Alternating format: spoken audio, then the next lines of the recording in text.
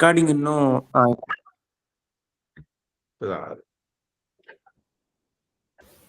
Recording வந்துருச்சுங்கப்பா, தொடங்கலாம்.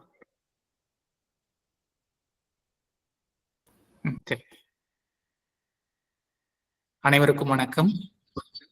புதுதில்லி ஜவஹர்லால் நேரு பல்கலைக்கழகம் சிறப்பு நிலை தமிழ் துறை பல்வேறு நிகழ்வுகளை தொடர்ச்சியாக நடத்தி வருகிறது.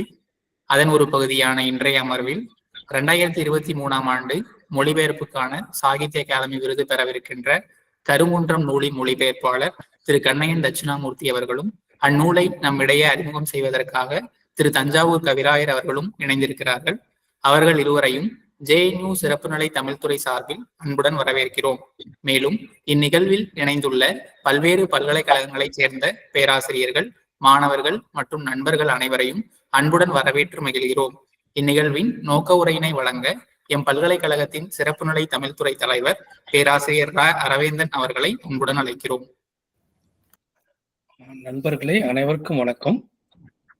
இந்த ஒரு சிறந்த நூல் நம்மிடையே அறிமுகம் செய்ய இருக்கின்றது என்பதும் ஒரு நிலை. மிகச்சிறந்த ஆளுமைகள் இன்று பங்கேற்கின்றார்கள் என்பது மிக முக்கியமான ஒன்றாக நான் கருதுகின்றேன். மூத்த பேராசிரியர் VAS ஐயா தொடர்பாக உங்களுக்கு எல்லாருக்கும் தெரிஞ்சிருக்கும், பலருக்கும் தெரியும். அவங்க கிட்ட பேசுறதே கஷ்டம், நாங்கெல்லாம் பார்த்துருக்கிறோம், பழகியிருக்கிறோம்.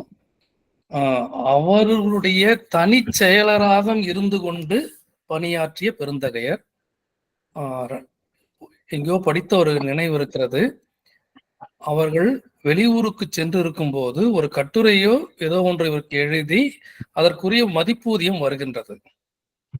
அதற்கு பேராசிரியர் VAS அவர்கள் வந்த பிறகு அவர்களிடம் இவர்கள் தெரிவிக்கின்றார்கள், இப்படி வந்திருக்குன்னு. அதுக்கு பேராசிரியர் VAS அவர்கள் கொடுத்த மறுமொழியை நாம் இந்திய அரசியல் சாசனமாக எழுத வேண்டும்.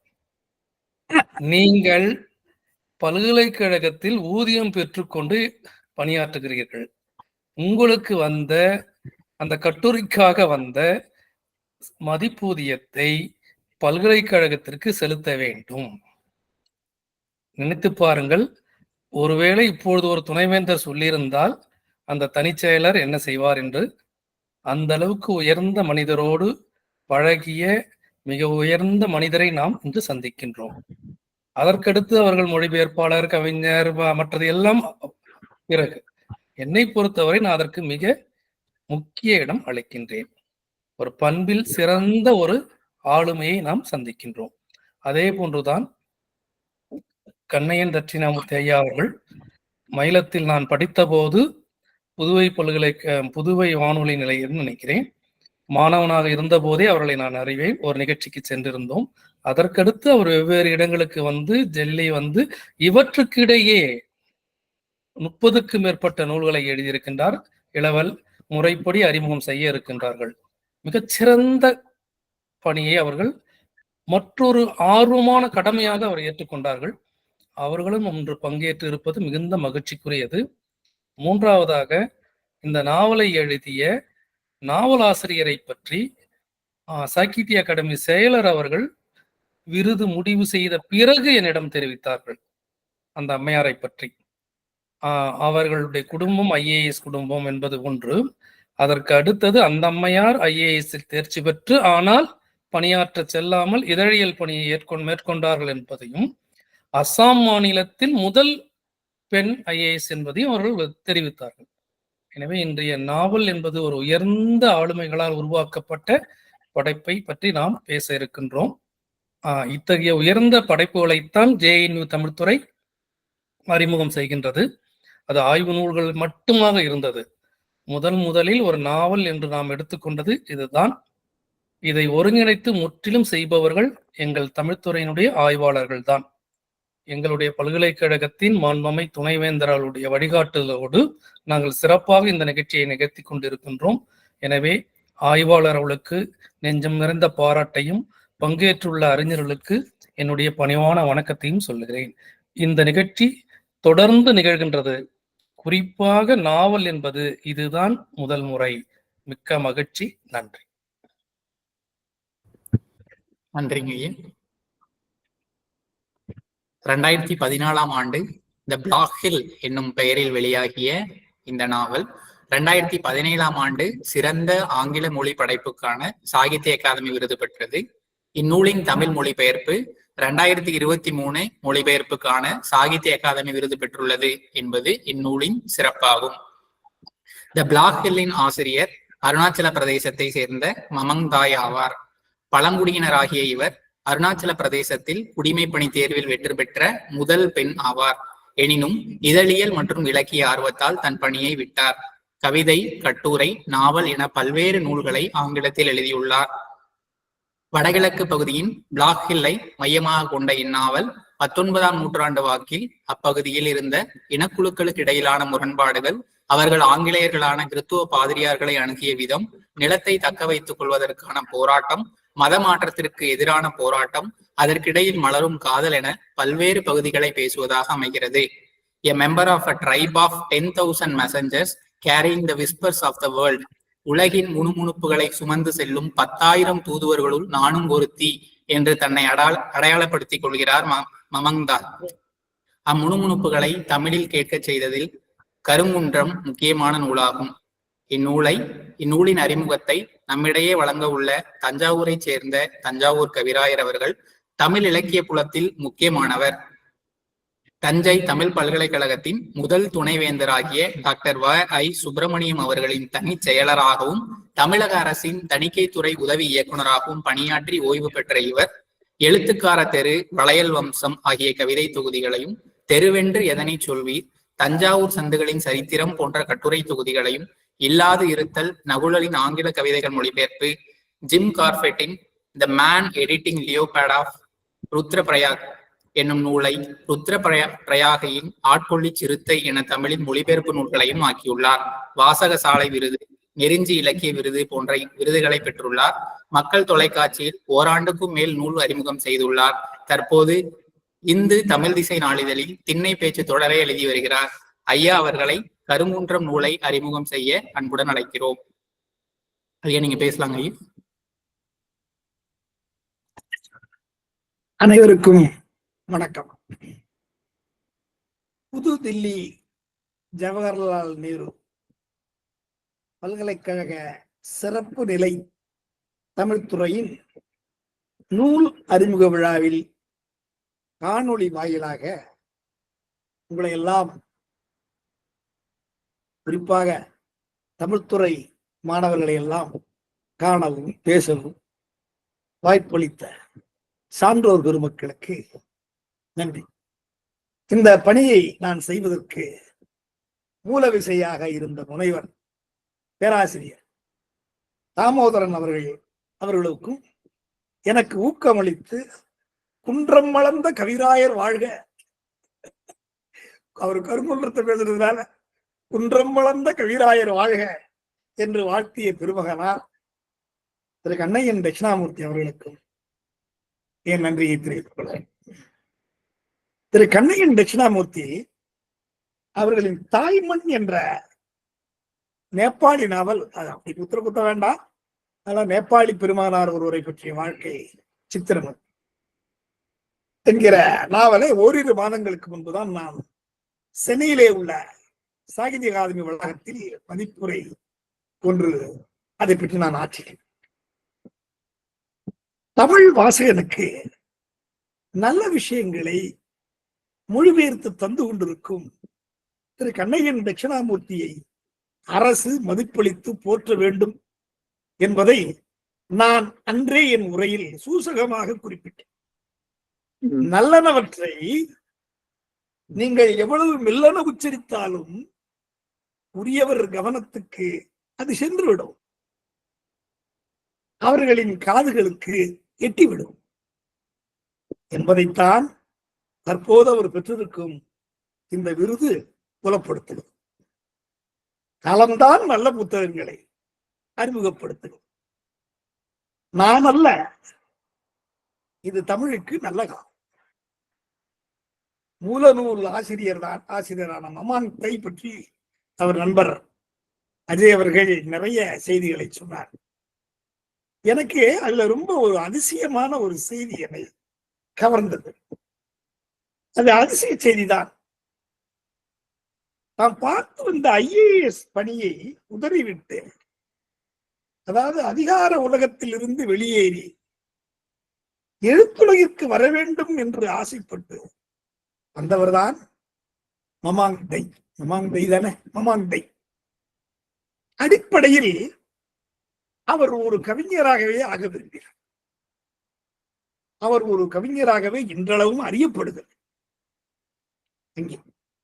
ஆகவேதான் நான் என்னதான் தணிக்கைத்துறையிலே உதவி இயக்குனர் இது எப்படி இருக்கிறது என்றால் என்பதற்கு சொல்லுகிறேன். உதவி இயக்குநராக பணிபுரிந்து ஓய்வு பெற்றாலும் அடிப்படையில் என்னை ஒரு கவிஞராகவும் எழுத்துக்காரனாகவும் தான் கருதி இருந்திருக்கிறேன். அதை போல அவர் IAS பதவி வைத்தாலும் கூட அதை உதறிவிட்டு வருகிற மனநிலை இருந்திருக்கிறது என்றால் அவருடைய கவித்துவம் அதான் முக்கியம். அதனாலதான் கருங்குன்றம் என்பது எப்படி இருக்குன்னா படிக்கிறதுக்கு கொஞ்சம் நுட்பமான விஷயம்தான். அதாவது நம்ம ஊர்ல தேசிங்கராஜன் கதை, கட்டகொம்பு கதையெல்லாம் நீங்க படி, அது ஒரு ஃபோக்லோர் மாதிரி அப்படியே மக்களிடையே உலவி கொண்டிருக்கும். அதை போல ஒரு நாடோடி ஒரு கதையாடலாக, ஒரு கவிதையாக, ஒரு பாடலாக இதை மமாங் டை அவர்கள் ஆங்கிலத்திலே இசைத்திருக்கிறார். இது தமிழ்ல மொழிபெயர்க்கிறது ரொம்ப கஷ்டம். இந்த கவிதையினுடைய துணி அதுல வரணும். இந்த துணியை அப்படியே உள்வாங்கிக் கொண்டு திரு கண்ணையன் தட்சிணாமூர்த்தி அதை தமிழாக்கி இருப்பதுதான் இந்த நூலின் தனிச்சிறப்பு என்று நான் கருதுகிறேன். இதுல இந்த கருங்குன்றம் மொழிபெயர்ப்புல அவர் வடகிழக்கு மாகாண மழைக்காடுகளில் அலைந்து திரிந்திருக்கிறார். படுபாதாள பள்ளத்தாக்குகளை ஒட்டி இருக்கும் பாறைகள் மீது நடந்திருக்கிறார். அவர் உடம்பெங்கும் உருண்ட தெள்ளுப்பூச்சிகளை உதறி தள்ளி இருக்கிறார். உயிரை பணையம் வைத்து காட்டாறுகளை கடந்திருக்கிறார். இவரை போலவே அங்கு கானகத்தில் திபேத்தை நோக்கி அங்கு ஒரு மிஷினரி அமைப்பதற்காக சென்று கொண்டிருந்தார். அந்த பிரெஞ்சு பாதிரியாரின் மனநிலையே உள்வாங்கிக் கொண்டு இறைவனிடம் மன்றாடி இருக்கிறார். இதையெல்லாம் அவர் எங்கே செய்தார் ஐயா? மொழிபெயர்ப்பது மட்டும்தானே அவருடைய வேலை, அதை செய்திருக்கிறார், அவ்வளவுதானே என்று ஒரு எளிய வாசகன் வேண்டுமானால் கேட்கக்கூடும். நீங்கள் கேட்க மாட்டீர்கள். மொழிபெயர்ப்பு என்பது கூடு விட்டு கூடுவாகிற வேலை. ஆனால் இத்தனையும் அனுபவித்தால்தான் அவர் அதை எழுதியிருக்க முடியும். அதுக்காக சொன்னேன். அதை போலத்தான் நமது விசா காண்டேகர் அவரை மொழிபெயர்த்த காஸ்டிஸ்ரீ, சரத் சந்திரரையும் பக்கிம் சந்திர சட்டர்ஜி மொழிபெயர்த்த தானா சேனாதிபதியும் தானா குமாரசுவாமியும், ரஷ்ய புதினங்களை மொழிபெயர்த்த ரா கிருஷ்ணய்யா, நா தர்மராஜன், பூ சோமசுந்தரம் போன்ற மொழிபெயர்ப்பு முன்னோடிகள் எல்லாம் அப்படி அந்த துணியை உள்வாங்கிக் கொண்டு அந்த வாழ்க்கையை வாழ்ந்து அவருடைய அந்த புத்தகங்களை எழுதியதன் மூலம் நிரூபித்திருக்கிறாங்க. வாழையடி வாழையாக வந்திருக்கிற அந்த திருக்கூட்டத்திலே ஹிஜாரா, தியோடர் பாஸ்கரன், யுவன் சந்திரசேகர், ஜி குப்புசாமி, யுமா வாசுகி, அக்கலூர் ரவி என்று அந்த வரிசை அப்படியே தொடர்கிறது. அதில் கண்ணையன் தட்சிணாமூர்த்தி ஒரு வாழைக்குருத்தாக வெளிப்பட்டு பசுமை இலையாக விரிந்து தனது கருங்குன்றம் என்ற இந்த படைப்பினை அவர் மொழிபெயர்ப்பு படைப்பினை படைத்திருக்கிறார். எனக்கு ஒரு நண்பர் இருந்தார். அவர் வீட்டுல ஒரு சின்ன நூலகம் இருக்கு, ஓரளவு சுமாரான பெரிய நூலகம். அங்க போனீங்கன்னா அந்த நூலகத்துல எல்லாமே பெரும்பாலும் மொழிபெயர்ப்பு புத்தகங்கள் தான் இருக்கு. நான் அவர்கிட்ட கேட்டேன், இது என்ன ஒரே மொழிபெயர்ப்பு புத்தகமா வச்சிருக்கீங்களே, ஒரிஜினல் ஒர்க்கெல்லாம் ரொம்ப கம்மியா இருக்கேன். இல்ல சார், எனக்கு மொழிபெயர்ப்பு புத்தகங்கள் தான் பிடிக்கும், நான் இதெல்லாம் வாசிக்கிறது இல்லை. நாம் பார்க்கிற, நாம் அனுபவிக்கிற, நாம் ஒரு அதுல ஒரு பங்குதாரராக இருக்கிற, கலந்து கொண்டிருக்கிற இந்த வாழ்க்கையை நமக்கே காட்டுகிற இந்த எழுத்து எனக்கு பிடிக்காது சார். இது எப்படின்னா ஜன்னலை திறந்து தெருவை வேடிக்கை பார்க்கிறது மாதிரி. ஆனால் மொழிபெயர்ப்பு என்பது என்னை பொறுத்தவரை ஒரு மாயக்கம்பளம். அதில் ஏறிக்கொண்டால் தூரமான இடங்களுக்கெல்லாம் போகும். இப்ப பாருங்க, வெயில் சுட்டு எரிக்குது. ஆனா நீங்க வர்ற வரைக்கும் நான் பீட்டர்ஸ்பர்க் நகரிலே பனிப்பொழிவிலே அந்த வீதியில் கம்பளி கோட்டை அணிந்தபடி நடந்து கொண்டிருக்கிறேன். மானசீகமாக இதை ஒரு ஒரு மொழிபெயர்ப்பாளர் தான் செய்ய முடியும். ஏன்னு கேட்டா அந்த மொழிபெயர்ப்பாளர்கள் மூலநூல் ஆசிரியர்கள் என்றெல்லாம் வருகிற போது இந்த மொழிபெயர்ப்பாளர்களுக்கு கொஞ்சம் லேசான அவ்வளவாக அவர்கள் அவர்களோடு இணையாக வைத்து மதிக்கப்படுவதில்லை என்ற குறைபாடு மனக்குறை இருக்கிறது. இருக்கத்தான் செய்கிறோம், நாம் செய்யத்தான் செய்கிறோம். மொழிபெயர்ப்புன்னா ஏற்கனவே எழுதப்பட்டதை திரும்ப எழுதுவது தானே, அவரை இந்த மொழிக்கு கொண்டு வருவதில் என்ன கஷ்டம் இல்லை. அப்படி கிடையாது. மொழிபெயர்ப்பு என்பது ஒரு மகத்தான வித்தை. மூலநூல் ஆசிரியனை காட்டிலும் அதற்கு மிகவும் மெனக்கட வேண்டும். ஆகவே நானும் ஒரு மொழிபெயர்ப்பாளர் என்ற முறையிலே ஒரு மிகச்சிறந்த மொழிபெயர்ப்புகளை என்னால் அடையாளம் காண முடியும், உங்களாலும் அடையாளம் காண. ஒரு நண்பர் சொல்வார், ஈசா காண்டாயகருடைய கரிகை முட்டை படிச்சு விட்டா நான் காதலிக்க ஆரம்பிச்சது. அதே போல நாய்க்காரி எச்சி மாட்டி சிறுகதையை வாசித்து விட்டு தான் வாழ்க்கை மீதான பார்வையை மாற்றிக்கொண்டு நிறைய இருக்கு. எல்லாமே ரஷ்ய புதினங்கள் வாழ்க்கையை அப்படியே புரட்டி போட்டிருக்கின்றன. மூலமொழியிலிருந்து நேரடியாக மொழிபெயர்ப்புகள், ஆங்கிலத்திலிருந்து மொழிபெயர்ந்தாலும் மொழிபெயர்ப்புகளை அவ்வளவு லேசாக நீங்கள் எண்ணிவிட முடியாது. மொழிபெயர்ப்பாளர்களையும் அவ்வளவு இலக்காரமாக நீங்கள் எண்ணிவிட முடியாது. அவர்கள் எல்லா வகையிலும்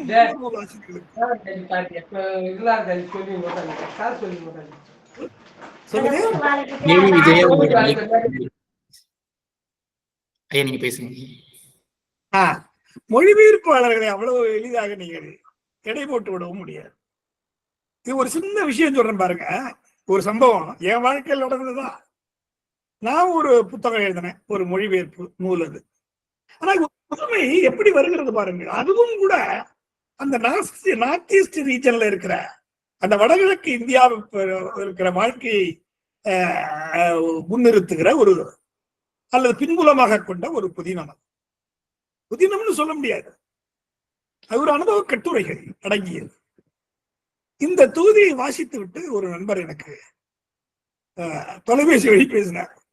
பேசிட்டு என்ன சொன்னார்னா, சார் ரொம்ப பிரமாதமா எழுதிருக்கீங்க, ரொம்ப நல்லா இருக்கு, நான் உங்களை பாராட்டுறேன், ரொம்ப சந்தோஷம். மொழிபெயர்ப்பு நூல்களை பத்தி நான் எழுதியிருக்கிற அந்த புத்தகத்தை பத்தி கிட்டத்தட்ட 3 வருஷம் கழிச்சு முதல்ல வாசகர்கிட்ட இருந்து வர்ற முதல் பாராட்டு, மகிழ்ச்சி. அடுத்தாப்புல ஒரு குண்டு தூக்கி போட்டார். என்னன்னா, சார் இத நான் படமா எடுக்க விரும்புறேன், திரைப்படமா எடுக்க விரும்புறேன். நான் சொன்னேன், அப்படியெல்லாம் இது திரைப்படமா இருக்கிறதால ஒண்ணும் இல்லையே சார், அதனால நீங்க யாரு பேசிட்டு இருக்கீங்கன்னு சொல்லு. அவர் அப்பொழுதுதான் தன்னுடைய பேரை சொன்னார். தமிழகத்தினுடைய ஒரு தரமான இயக்கம், அதுல சந்தேகமே இல்லை, நீங்க நேர்ல வாங்க சார் பேசலாம். அப்புறம் நேர்ல போனேன். அப்பொழுது அந்த எப்படி படமாக எடுப்பது, ஒரு அவருடைய திட்டமெல்லாம் பிரமாதமா இருந்தது. மல்டி லாங்குவேஜ், அந்த எல்லா மொழிகளிலும் சேர்ந்து ஒரே சமயத்தில் வருகிற படமாக அதை எடுக்க வேண்டும் என்றெல்லாம் அதை திட்டம் போட்டு பேசிக் கொண்டிருந்தார். நான் சொன்னேன், இதில் படமா எடுக்கிறதுக்கான எந்த விதமான அம்சங்களும் இதுல இல்லையே சார், அதை பத்தி நீங்க கவலைப்படாது. இந்த புத்தகம் நீங்கள் மொழிபெயர்த்தது, இதற்கான திரைக்கதையை உங்களால் எழுத முடியுமான்னு கேட்டேன். தாராளமா எழுதுறதுதான், அது வல்ல விஷயம். இப்பொழுது என்னன்னா, ஒரு மொழிபெயர்ப்பு நூல் இந்த அளவு தாக்கத்தை ஆசிரியர்கள் மத்தியிலே ஏற்படுத்த முடிந்திருக்கிறது அந்த நூலால். இதைத்தான் நான் வலியுறுத்தி வருகிறேன். நண்பர்களே, அன்பு மாணவ செல்வங்களே, தயவு செய்து இந்த நூலினை தவற விட்டு விடாது. இதை மட்டும் இல்லை, இதோட கூட நீங்க இவர் மொழிபெயர்த்த தாய் மண்ணை கூட நீங்க வாசிக்க. இந்தியாவுடைய பூர்வ குடிகளுடைய வாழ்க்கையை, இந்திய பண்பாட்டினுடைய எழுதப்படாத பக்கங்களை வெளிக்கொண்டு வருகிற இந்த 2 புத்தகங்களும் உங்களை நிச்சயமாக அந்த பகுதிகளுக்கு பயணம் மேற்கொள்ள தூண்டும் என்பதில் ஒரு சிறிதும் சந்தேகம். அது அசாமிற்கும் அதை தாண்டி திபேத்துக்கும் அந்த காலத்துல இந்த மிஷனரிகள் சென்று திருச்சபையெல்லாம் அமைக்கிறதுக்காக அவங்க உயிரையும் திறனமாக மதித்து பயணம் எடுத்துக்கெல்லாம் உங்களுக்கு தெரியும். மிஷனரிகளுடைய வருகையே மதமாற்றம் தான். அதை தவறு என்று சொல்வதற்கில்லை. அவர்கள் மதத்தை நம்மிடையே கொண்டு அறிமுகம் செய்கிறார்கள். நீங்கள் விரும்பினால் இந்த மதத்தை பின்பற்றலாம், அந்த மதத்திலே சேர்ந்து கொள்ளலாம். இப்படித்தானே அதனுடைய உபவிளைவுகளாக நமக்கெல்லாம் என்ன கிடைத்தன என்பதெல்லாம் உங்களுக்கு அச்சு எந்திரம் கிடைத்தது. தமிழின் முதல் நூலாக பைபிள் அச்சிடப்பட்டது. இப்படிலாம் தமிழ்நாட்டில் நடந்தது. அதே போல மிஷினரிகள் எங்குமே அந்த அளவு வெறுக்கப்படவில்லை. ஒரு சில இடங்களில் அப்படி இருந்திருக்கலாம், ஆனால் பெரும்பான்மையான இடங்களில் அவர்கள் வரவேற்கப்பட்டார்கள். அவர்கள் என்ன செஞ்சாங்கன்னா, ஆதிவாசிகள் மத்தியிலே அவர்கள் ஏன் வரவேற்கப்பட்டார்கள் என்றால், அவர்கள் தங்களோடு மருந்துகளை கொண்டு வந்தார். மருந்துகளை கொண்டு வந்து அவர்களுக்கு குணப்படுத்த முடியாத நோய்களை எல்லாம் குணப்படுத்தி, இத்தனைக்கும் நீ கர்த்தரின் மீது விசுவாசம் கொண்டிருப்பாயாக என்றெல்லாம் சொன்னவுடன் அவர்களுக்கு நம்பிக்கை வரும். அப்படித்தானே செய்ய முடியும். ஆனா இதுக்கு பின்னாடி பிரிட்டிஷாருடைய ஒரு சூது இருந்தது. உயிரை திறனமாக மதித்து அவர்கள் சென்றதனால் அல்லவா பின்னாடியே இவன் போனான். போய் அந்த அசாமில் இருக்கிற பொக்கிஷங்களான இயற்கை வளங்களை சுருண்டுவதற்கு அவர்கள் போட்ட திட்டம் தான் இது. அதனால்தான் பூர்வ குடிகள் வெள்ளைக்காரனாலே அவங்க வெறுத்தாங்க. ஆனா ஆங்கிலேயரிடமிருந்து தங்களை தற்காத்துக் கொள்ள ஆதிவாசிகளிடம் கத்திகளையும் பாவம் வில் அம்புகளையும் தவிர வேற ஒன்றுமே இல்லை. அவங்ககிட்ட என்ன இருக்க முடியும்? வேற ஒன்றும் வச்சுக்கலாம். ஆனாலும் கூட காடுகளுக்குள் அவர்கள் ஓடி ஒளிந்து கொள்ளவில்லை. தங்களுடைய தாய் மண்ணை காப்பாற்ற அவர்கள் நடத்திய போராட்டம் இந்தியாவிலே பெரிய பெரிய ஞானவான்களும் படித்த வேதாவிகளும் மிகப்பெரிய தத்துவவாதிகளும் நடத்திய அந்த விடுதலை போராட்டம் இருக்கிறதே, அதற்கு சற்று சளைத்ததல். அதைத்தான் இந்த நாவல் கூறுகிறது. சாதாரண ஆதிவாசி என்று நீங்கள் இடைபோட்டு விட முடியாது. அவர்களும் சுதந்திரத்துக்கு போராடி இருக்கிறார். இந்த மண்ணை காப்பாற்ற போராடி இருக்கிறார். நம்மை விட சிறப்பாகவே போராடி இருக்கிறார். இமயமலை தெரிய வேண்டுமெனில் எட்ட நின்றுதான் பார்க்க வேண்டும். கருங்குன்றத்தை பார்க்க வேண்டுமானால் காடு மலை வனாந்திரங்கள் எல்லாம் நமது கண்ணையன் தட்சிணாமூர்த்தி அவர்களை போல அலைந்தாக வேண்டும் மானசீகமாக. கருங்குன்றம் பற்றிய கழுகு பார்வையாக ஒரு சிலவற்றை நான் சொல்லலாம். இது நான் சில நூல் அறிமுக நிகழ்ச்சிகள் எல்லாம் போயிருக்கேன். எனக்கு அதுல ஒரு சின்ன உடன்பாடு ஒவ்வாமை உண்டு. என்னன்னா, நூல் தன்னையே அறிமுகம் செய்து கொள்கிறது. ஒன்னும் அறிமுகம் செய்வதெல்லாம் அவசியம் இல்லை. நல்ல நூல் காலத்தை வென்று நோக்கம், அவ்வளவுதான். இந்த அறிமுகம் என்ற பெயரிலே அவர்கள் மறுபடியும் அந்த புத்தகத்தில் எழுதப்பட்ட விஷயங்களையே திருப்ப சொல்லுவார். அப்பொழுது அந்த நூலை வாசிக்கிறவன் மனப்போக்குகளையும் அவனுடைய சிந்தனையினுடைய பார்வைகளையும் கூட அது திசைகளையும் கூட அது மாற்ற வல்லதாக இருக்கும். அதற்காக அறிமுகம் செய்யாது. குடத்தில் இட்ட விளக்கு போல அதெல்லாம் கிடையாது.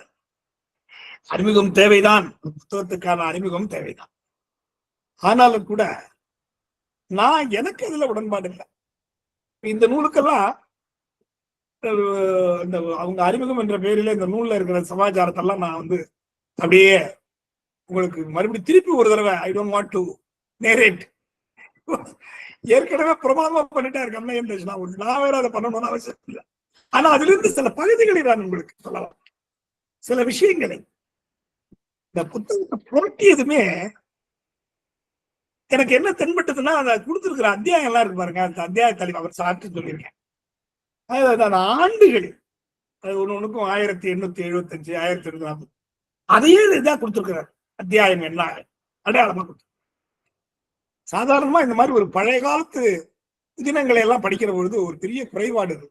அதுல வருஷங்களை மென்ஷன் பண்ண மாட்டாங்க. அதனால என்ன ஆகும்னா, இது குரோனாலஜிக்கலா ஆர்டர் படி இருக்குதான்னு ஒண்ணு. ரெண்டாவது முன்பின்னா வர்றது மாதிரி இருக்கேங்கிற குழப்பங்கள். அப்புறம் எப்ப நிகழ்ந்தது, அந்த காலகட்டத்தில் இடையாக நிகழ்ந்த சம்பவங்கள் என்ன என்று ஒத்து பார்க்கிற ஆய்வு நோக்கிலே அதை ஆராய்ந்து பார்க்கிற ஒரு முயற்சிக்கு அது உதவார். அதனால இந்த புத்தகத்துல அப்படி எல்லாம் இல்லை. அந்த வருஷம் கரெக்டா 1845 தொடங்குச்சுன்னா 1800 அடுத்த 2 அத்தியாயம் கழிச்சு அந்த ஆண்டிலே நடந்த சம்பவங்கள் அடுத்த 2 அத்தியாயத்துல இப்படியே தொடர்ந்து போயிட்டு இருக்கு. அதனால இது ஒரு வரலாற்று புதினம். நம்ம வாசிப்பது புனைவு என்றெல்லாம் கூட சொல்ல வேண்டிய அவசியம். ஒரு வரலாற்று ஆவணம் என்று வேண்டுமானால் சொல்லலாம். ஆவணம்னா படிக்கிறதுக்கு கொஞ்சம் கஷ்டமா இருக்கும். யாரு கெசட்டாலாம் படிக்க முடியும்? அதனுடைய அரசாங்க அறிக்கைகளை படிக்க முடியுமா? தணிக்கை அறிக்கைகளை படிக்க முடியுமா? சிஏஜி ரிப்போர்ட் படிக்க முடியுமா? ஆனால் இப்பொழுதும் கூட நீங்கள் தஞ்சை சரஸ்வதி மகாலில் மகாராஜா சரபோஜிக்கு சேர்த்து வச்சிருக்கார். அந்த காலத்து மிஷினரிகள் எழுதிய குறிப்புகள் அவர் அலுவல் தொடர்பானவைதான். ஆனால் அவற்றுக்கெல்லாம் ஒரு இலக்கிய தரம் இருக்கு. நான் படிச்ச ஆனந்தப்பட்டிருக்கேன். இதுல எல்லாமே அபிஷியல் மேட்டர்ஸ். அதை கூட இவ்வளவு சுவாரஸ்யமா சொல்ல முடியுமா அப்படின்னு நான் ரொம்ப ஆச்சரியப்பட்டிருக்கேன். அதனால இந்த பதிவுகள் எதையும் ஆவணப்படுத்துது. இந்த டாக்குமெண்டேஷனே நம்மகிட்ட கிடையாது. இதை முதலாக நமக்கு அறிமுகப்படுத்தியது ஆங்கிலேயர்கள் தான். அந்த டாக்குமெண்டேஷனை அடுத்த பரிமாணமாக அதிலிருந்து நாங்கள் புனைவையும் செய்வோம் என்று மாமன் தை போன்றவர்கள் முன்வந்த போது அது இன்னொரு தளத்துக்கு சென்றது. எழுதியிருப்பது கதையல்ல, அது உண்மையிலே நடந்த விஷயங்களுடைய பதிவுதான் என்பதை பல இடங்களில் அவர் சுட்டிக்காட்டுகிறார். அவர் அதை இடையில அரசாங்க செய்திகளையும் சொல்லி கடைசியில கூட அரசாங்க அறிக்கையை சொல்லி இதில் வருகிற இந்த கிமூர் முதலான பாத்திரங்கள் காஜின் ஷாங்கிறதெல்லாம் உண்மையிலேயே அவர்கள் இருந்தார்களா என்ற காலத்திலே அடித்து செல்லப்பட்டிருந்தார். ஆனால் இருந்திருப்பதற்கான எல்லா வாய்ப்புகளும் இருக்கிறது. வேறு தெரியாத ஆதிவாசி மனிதன் ஒருவனுடைய திவீர தீரங்களை பற்றி அவர் இந்த குறிப்புகள் பேசுகின்றன. அதனால தஞ்சையில் உள்ள மிஷனரிகள் சாதாரண மனிதர்கள் வாழ்க்கையில் உள்ள நிகழ்வுகளை பற்றி அற்புதமான குறிப்புகளை நான் ஒரு குறிப்பு படிச்சேன். கிட்டத்தட்ட ஒரு 100 வருஷத்துக்கு முந்தி தஞ்சாவூர்ல சாமானிய மனிதர்கள் போட்டு வச்சிருந்த ஆபரணங்களை பற்றி ஒருத்தர் எழுதுறார். அது எழுத வேண்டிய அவசியம். அவர் இவர்கள் சொல்லுகிற பொழுது மாதிரி கிறிஸ்தவ மதத்தை பரப்பத்துக்காக இருக்கட்டும். ஆனா அந்த ஆபரணங்கள் அவர்கள் என்ன அடிக்கினவை கிடையாது. ராஜாவுடைய தர்பாருக்கு வரும்போது அவன் எப்படி சட்டம் போட்டிருந்தான், அவன் எப்படி முண்டாசு கட்டியிருந்தான், அந்த பெண் எப்படி இருந்தா, இதையெல்லாம் விளக்கி அதைத்தான் இந்த நாவலிலும் பல இடங்களிலே ஆவண குறிப்புகளோடு கூட அவர்களுடைய உடை அணிகள், அவருடைய பணக்கழக்குகள், உணவு வகைகள், இதையெல்லாம் நமக்கு ஒரு அரிசியும் வந்தாருக்கு அரிசியும் பன்றிக்கறியும் கொடுத்ததா ஒரு குறிப்பு. படிக்கிறது விட நமக்கு வேணா புதுசா இருக்கலாம். ஆனா அங்க உணவு அதுதான். ஒரு சேனைக்கிழங்கை தேடி அலைகிறாள் அந்த பெண். இப்படியெல்லாம் பல அபூர்வமான என் நண்பர் சொல்ல மாதிரி நமக்கு சம்பந்தம் இல்லாத, நமக்கு தெரியாத, நம்ம காண முடியாத காட்சிகளை எல்லாம் அறிமுகப்படுத்துவதில் மொழிபெயர்ப்பு நூலுக்கு இணையே கிடையாது சார். அதே போல இந்த நாவலிலும் வடகிழக்கு மாகாணத்திலே இருக்கிற ஆதிவாசிகளிடையே நிலவிய பழக்க வழக்கங்கள், நிறைய மூட நம்பிக்கைகள்லாம் இருந்துக்கு. 2 குழந்தை பிறந்தனா, 2 குழந்தை பிறந்தனா அதிர்ஷ்ட குறைவுன்னு சொல்லி அதை கொண்டு இருக்கிறார். ஒருவனை விவாகரத்தை செய்ய வேண்டுமானால் அந்த வீட்டுடைய தறியை அறுத்திருக்கிறார், தீயை அணைத்திருக்கிறார், துணியை விட்டி இருக்கிறார். இதெல்லாம் இதுதான் விவாகரத்து செஞ்ச மாதிரி அர்த்தம். இப்படி அந்த பழக்க வழக்கங்கள் எல்லாம் சொல்லி கொண்டு போகிற வெறுமனே சொன்னா, அப்படி வெறுமனே சொல்லியும் அதுக்கு ஒரு இலக்கிய அந்தஸ்தை கொடுத்து விட்டார்கள். தஞ்சாவூர் அந்த ஆவணங்களை எல்லாம் தஞ்சை சரஸ்வதி மகாலில் ஆய்வாளர்கள் சென்று ஆய்வு செய்ய வேண்டும். அந்த ஆய்வாளர்களுக்குத்தான் அது பிடிவிடும், புரியும். என்னை போன்ற எழுத்தாளர்கள் நீங்கள் ஆய்வு செய்து எழுதிய நூல்களின் அடிப்படையிலே நாங்கள் புனைவுகளை அந்த அஸ்திவாரத்தின் மீது அந்த புனைவு மாளிகைகளை எழுப்புவோம், மாமான் தை போல. அதனால முழுக்க புனைவு என்று சொல்ல முடியாது. நாவல் பிரமாதமா இருக்கு. அங்கங்கே குறிப்புகள், வரலாற்று குறிப்புகள். இப்ப பாத்தீங்கன்னா கானகத்துல இருக்கிற மரங்களையும் பறவைகளையும் விலங்குகளையும் எப்படி கதையை தொடங்குது பாருங்க. முரட்டு ஆண்களையும் மூட பழக்க வழக்கங்களையும் தவிர வேறு ஒன்றும் தெரியாத ஒரு பெண், காட்டுவாசி பெண் கிமூர், அவள் நின்றுட்டு அப்படியே அந்த கருக்குன்றத்தை பாக்குறான். அப்படி தொடங்குற கதை ஒண்ணுமே தெரியாத சிறுமியாக சாதாரணமாவே பெண்களுக்கு உலகியல் அறிவு இருக்காது. அதுவும் காட்டுவாசி விட்டு கேட்கவே வேண்டாம். கிட்டத்தட்ட ஒரு அடிமைதான் அவன். அந்த பெண்ணை முதலில் அப்படி அறிமுகப்படுத்தியவர் இந்த நாவல்ல கடைசியில அவரை ஒரு காளியாக விசுரூபம் எடுக்க வைக்கிறார். அதோட கதை முடியுது. இந்த வெள்ளைக்காரர்களை எதிர்த்திருக்கிற ஆதிக்குடிகளுடைய பெண்களின் பிரதிநிதியாக ஒரு காளியாக இந்த மண்ணினுடைய ஒரு மாபெரும் சக்தியாக அவள் எழுந்து நிற்பதை அங்கே மாமங்கை அதெல்லாம் உங்களுக்கு படிச்சு காட்டுறோம்னு ஆசையா இருக்கு. வேற கருதி அதை செய்ய முடியாது. அப்படி எழுந்து நிற்கிறாள். எழுந்து நின்று வெள்ளையர்களை பழி வாங்குவேன் இருக்கிறார்.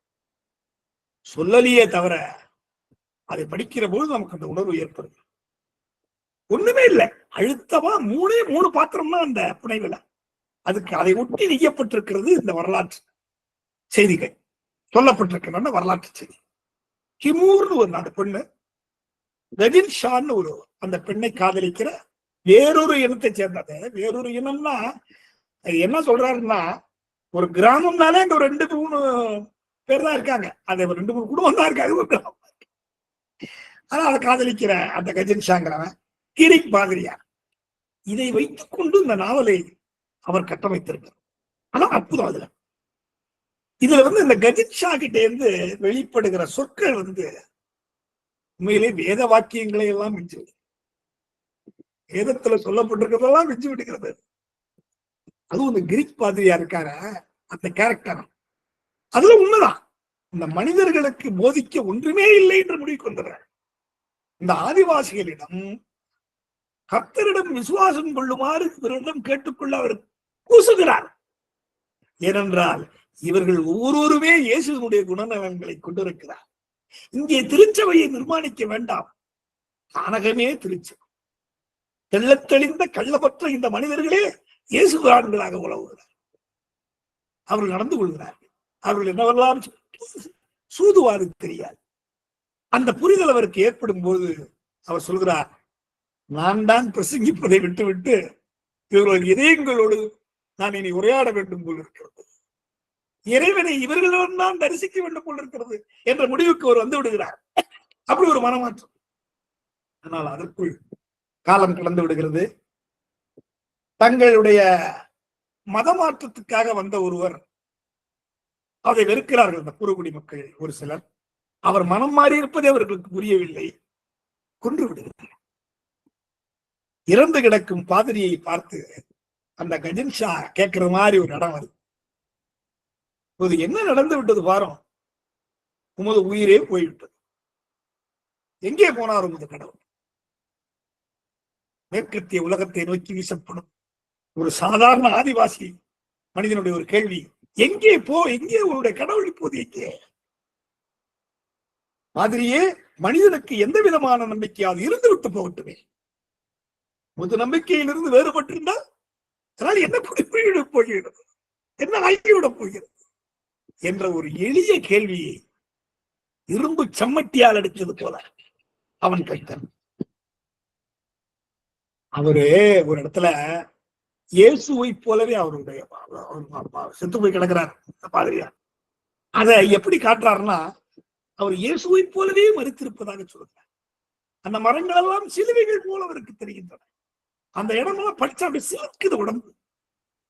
கிரீக்கினுடைய கடைசி கணங்களுடைய சித்தரிப்பை நீங்க வாசிக்கிற பொழுது அந்த மரங்களின் வழியாக வருகிற வெளிச்சங்கள் பிரான்ஸ்ல அவர் அவருடைய அந்த மாதா கோயிலே அந்த அவருடைய அந்த சர்ச்சில் இருக்கிற ஜன்னலுக்கு மேல இருக்கிற ஒளி கசிந்து வருவது போல் தெரிகிறது. மரங்கள் எல்லாம் சிலுவைகளாக தெரிகின்றன. இதோ கர்த்தரின் மடியை நோக்கி நகர்வது போல் இருக்கிறது அந்த கிவருடைய அந்த தோற்றம் என்று ரொம்ப சிலுக்க வைக்கிறது. மனிதன் தெய்வமாகிற கனமாக அறிமுகம். இந்த புத்தகத்துல ஆதிவாசிகளுடைய பேச்சா இருக்கட்டும், வாழ்க்கை பழக்க வழக்கங்கள், இதுல கிடைக்கிற ஞானம் இருக்கு பாருங்க. அவங்க பேச்சுல அந்த பழக்க வழக்கங்கள், அந்த செய்திகள்ல கிடைக்கிற ஞானத்தை நீங்க 1000 ஆண்டுகளாக எழுதி வைத்திருக்கிற எந்த அறிவு பெட்டகத்திலும் கூட நீங்கள் வாசித்து தெரிந்து கொள்ள முடியும். நான் அதில் ஒரு சிலவற்றை உங்களோட பகிர்ந்து கொள்ள விரும்புகிறேன். அதுல பாருங்க, நெருப்பு எல்லாவற்றையும் ஒன்று சேர்க்கிறது அப்படின்னு ஒரு மனுஷன் சொல்றான் அறிவாசி. குழந்தை எப்படி ஆற்றுப்படுத்துகிறான் அவனுடைய தந்தை என்றால், பயப்படாதமா, நான் செத்து போட்டேன்னு கவலைப்படாத, நீ காட்டுக்குள் பயணம் செய்ய வேண்டும். பயணங்கள் செய்யாததால் நாம் பயம் கொள்ளும். பயணங்கள் நமக்கு வேண்டும்.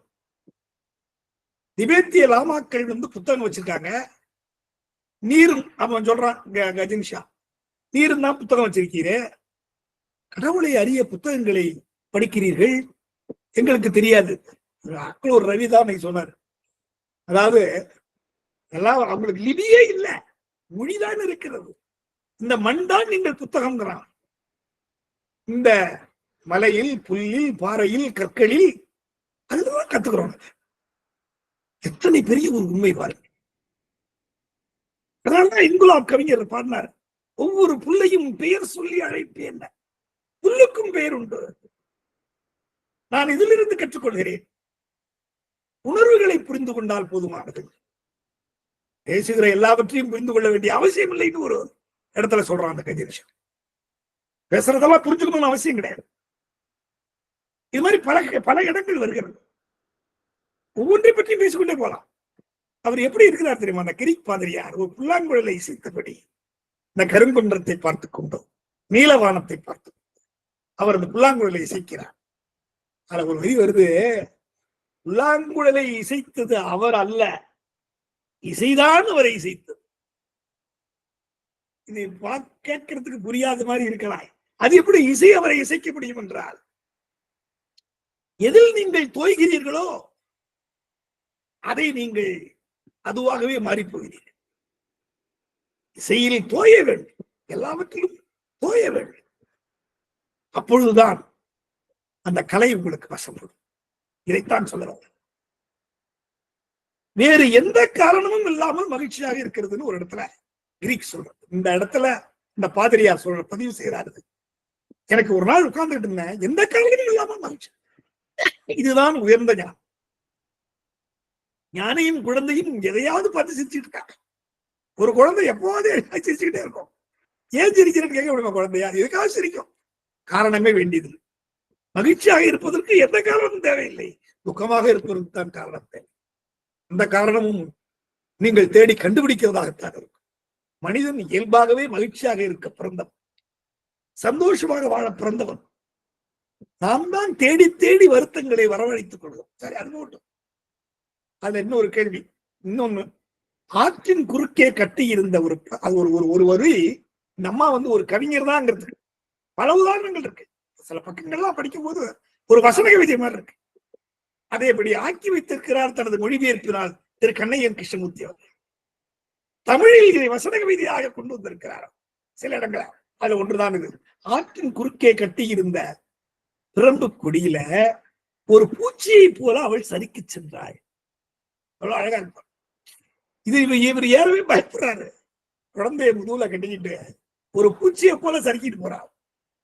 அடுத்தது சொல்றான், சொற்கள் இன்றி வாழ்வது நல்லது. இவனுக்கும் இன்னொருத்தருக்கும் இடையில ஒரு விவாதம் நடக்கிறது.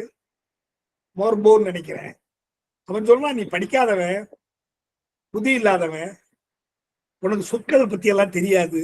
இவன் சொல்றான், சொற்கள் இன்றி வாழ்வதுதான் நல்லது. ஏனென்றால் அமைதியாக வார்த்தைகளை உள்ளுக்குள்ளேயே நம்ம வச்சுக்கணும், வெளியே சொல்லக்கூடாது. தமிழ்ல லிபியும் கிடையாது, வார்த்தைகள் அவசியம் இல்லை. என்னுடைய மூதாதையர்கள் எல்லாம் மௌனமாகத்தான் இருந்தார். ஆக மௌனம்தான் நமது உண்மையான உணர்வின் மொழி, இதயத்தின் மொழி, கடவுளின் மொழி. மௌனமாக இருக்க வேண்டும். ரமணர் அதைத்தான் சொல்லுகிறார், மௌனமாக இருக்கை நன்று. நமது தத்துவங்கள் எல்லாம் அதைத்தான் சொல்லுகின்றன, மௌனமாக இருக்கு. மௌனம் சர்வார்த்த சாதகம். மௌனமாக இருந்துடுறதுங்கிறது எல்லாரும் சாத்தியம் இல்லை. மௌனமா இருந்துட்டா பேசாமல் இருப்பது என்பது மௌனமாக இருப்பது அல்ல. ஆய முடிட்டு பேசாம இருந்தா நீங்க மௌனம் இருக்கதான் ஆயிடுமா? மனசுக்குள்ளே பேசிட்டு இருக்கீங்களே, அவன் என்ன பண்ணா, இவன் என்ன பண்ணா, நம்ம அந்த லெட்டர் போடணுமே, இந்த லெட்டர் எவ்வளவோ இருக்கு மனசு. அந்த கடைக்கு போகணுமே, இந்த வேலையை செய்யணுமே. நல்ல மௌனமாக இருப்பது என்பது பேசாது இருத்தல் அல்ல, மனதின் வார்த்தைகளை இல்லாமல் செய்வது. அதைத்தான் இந்த ஆதிவாசி சொல்றான், வார்த்தைகளே அவசியமில்லை. வார்த்தைகளற்ற மௌனம். வார்த்தைகள் மனதிலே பிறக்கின்றன. அந்த மனதை வார்த்தைகளை வெளியேற்றி விட்டால், அப்படி பார்த்தா அதிகம் பேசுறவன் தான் மௌனம் அதிஷ்டிக்கிறவன். அவன் தான் மூட்டை மூட்டையா வார்த்தைகளை கொட்டுறானே. இது ஒரு பார்வை. செய்வதற்கு வார்த்தைகளுக்கு சக்தி இல்லை, செயல்தான் தேவை. வார்த்தைகளுக்கு சக்தி கிடையாது, தான் வேணும் அப்படிங்கிறோம். இது எந்த புத்தகத்தில் இது வரைக்கும் சொல்லியிருக்காங்க? உள்ளுணர்வை நம்பு, உயிர் வாழ்க்கைக்கு அதுதான் வழி. கிமூரின் ஆதிவாசிதான், ஆதிவாசியினுடைய தாய் சொன்ன வார்த்தை. உனக்கு உள்ளுணர்வு வேணும், உனக்கு மொழிகள் எதுவுமே தேவையில்லை. இந்த இன்ட்யூஷன் என்று சொல்கிறோமே, அதுதான் நம்மை காப்பாற்று. பல சந்தர்ப்பங்கள்ல இந்த சுனாமி வந்த போதெல்லாம் காற்றங்கரையோரம் இருந்த பறவைகள், விலங்கினங்கள்லாம் தப்பித்து விட்டன. அவருக்கு உள்ளுணர்வு தப்பித்தார். மனிதன் தான் மாட்டிக்கொண்டான். காரணம், நாம் வார்த்தைகளை நம்புகிறோம். புதிய வார்த்தைகளை பற்றி அமைதியாக இன்னொரு இடத்துல சொல்றாரு, அமைதியா பதற்றப்படாம நடந்தா காடு நமக்கு வழிவிடும். காட்டிலே ஒரு சிறு சுள்ளியை கூட நீங்கள் மிதித்தால் எழும்புகிற ஓசை மௌனத்தை கலைத்து, அங்கே விலங்குகள் உங்களை கவனித்துக் கொண்டே இருக்கும். நீங்களும் இயற்கையோடு இயற்கையாய் அங்கே நடந்து போகிற பொழுது அவை உங்களை தங்களுக்கான ஆபத்தாய் உணர்வதில்லை. தங்களில் ஒரு ஜீவனாய் உணர்ந்து அவை உங்களை தாக்குவதும் இல்லை. அது உங்களுடைய உடல் மொழியே உங்களுடைய அகங்காரத்தை காட்டிவிடும். நீங்கள் ஆபத்தானவர் என்பதை உழைத்துவிடும். அதனால்தானே எருமையின் மீது உட்கார்கிற காகம் அல்லது கொக்கு நம்மை கண்டால் ஓடிவிடும். எவ்வளவுதான் சன்மார்க்க நிலையில உழன்றாலும் கூட நமக்கு தெரியாது, நம்ம ஆபத்தானவா நினைக்கிறது அந்த கொக்குகள். அந்த வாழை சுழற்சி என்னதான் எருமை அடித்தாலும் அந்த முதுகுல போய் உட்காரும், நம்ம கிட்ட போனா பறந்து விடும். சோ அதுக்கு தெரியுது, it is a dangerous species. கடைசியாக அதுல ஒரு இடத்துல சொல்றான், புதிய பாதைகளை பற்றி கனவு காணாவிட்டால் வாழ்க்கைக்கு பொருள் ஏது? எப்பொழுதும் பீட்டன் ட்ராக்லயே போயிட்டு இருக்கோம். We are all going on only beaten track. புதிய பாதைகளை நாம் கனவாவது காண வேண்டும். அப்பொழுதுதான் இந்த வாழ்க்கைக்கு ஒரு பொருள் கிடைக்கும், அர்த்தம் வேண்டும். சரி, கடைசியா கிபூர் ஆவேசம் வந்து விடுகிறது. அவள் எல்லாமே அழித்து போச்சு, நிர்மூலம், நீ ஒன்றுமே இல்லை. அவர் சொல்கிறார், இப்பொழுது கடவுளை நான் மண்டியிடவில்லை. அவளை பார்த்து கடவுள் ஒரு பார்வையாளராகவே என்று வருகிறார். சொல்றா, நான் இந்த பூமியாகவும் கஜன் ஷா வானமாகவும் மாறிவிட்டோம். கஜன் ஷாவினுடைய கணவன். இருவரும் ஒருவரை ஒருவர் பார்த்துக் கொள்வோம். இனியும் 1000 ஆண்டுகள் பார்த்துக் கொண்டே இருக்கும். வரலாற்று ஆய்வாளர்களுக்கு இது அருமையான விஷயம் பாருங்க. இதோட முடியுது இந்த கதை.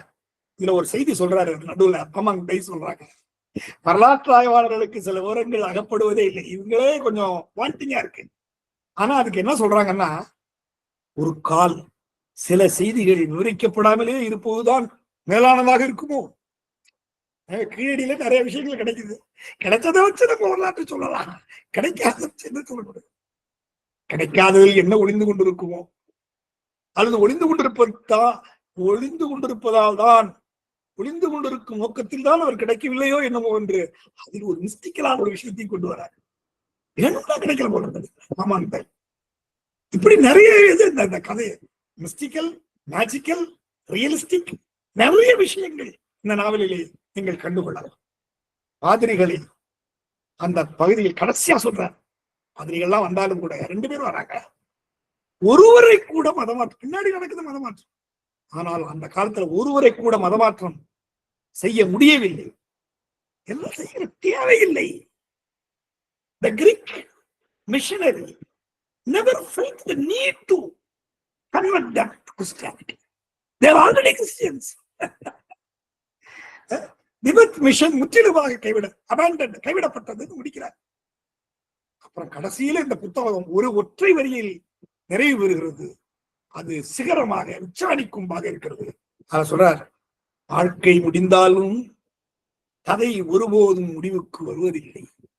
வாழ்க்கைதான் முடிந்திருக்கிறது, கதை தொடர்கிறது, அது தொடரும், அது வெற்றி பெறும் அப்படிங்கிற மாதிரியான எவ்வளவோ அர்த்தங்கள் அதில் இருக்கு என்று சொல்லி இப்படி ஒரு அருமையான வாய்ப்பை எனக்கு வழங்கிய அனைவருக்கும் நன்றி கூறி விடைபெறுகிறேன். வணக்கம். நன்றிங்க ஐயா.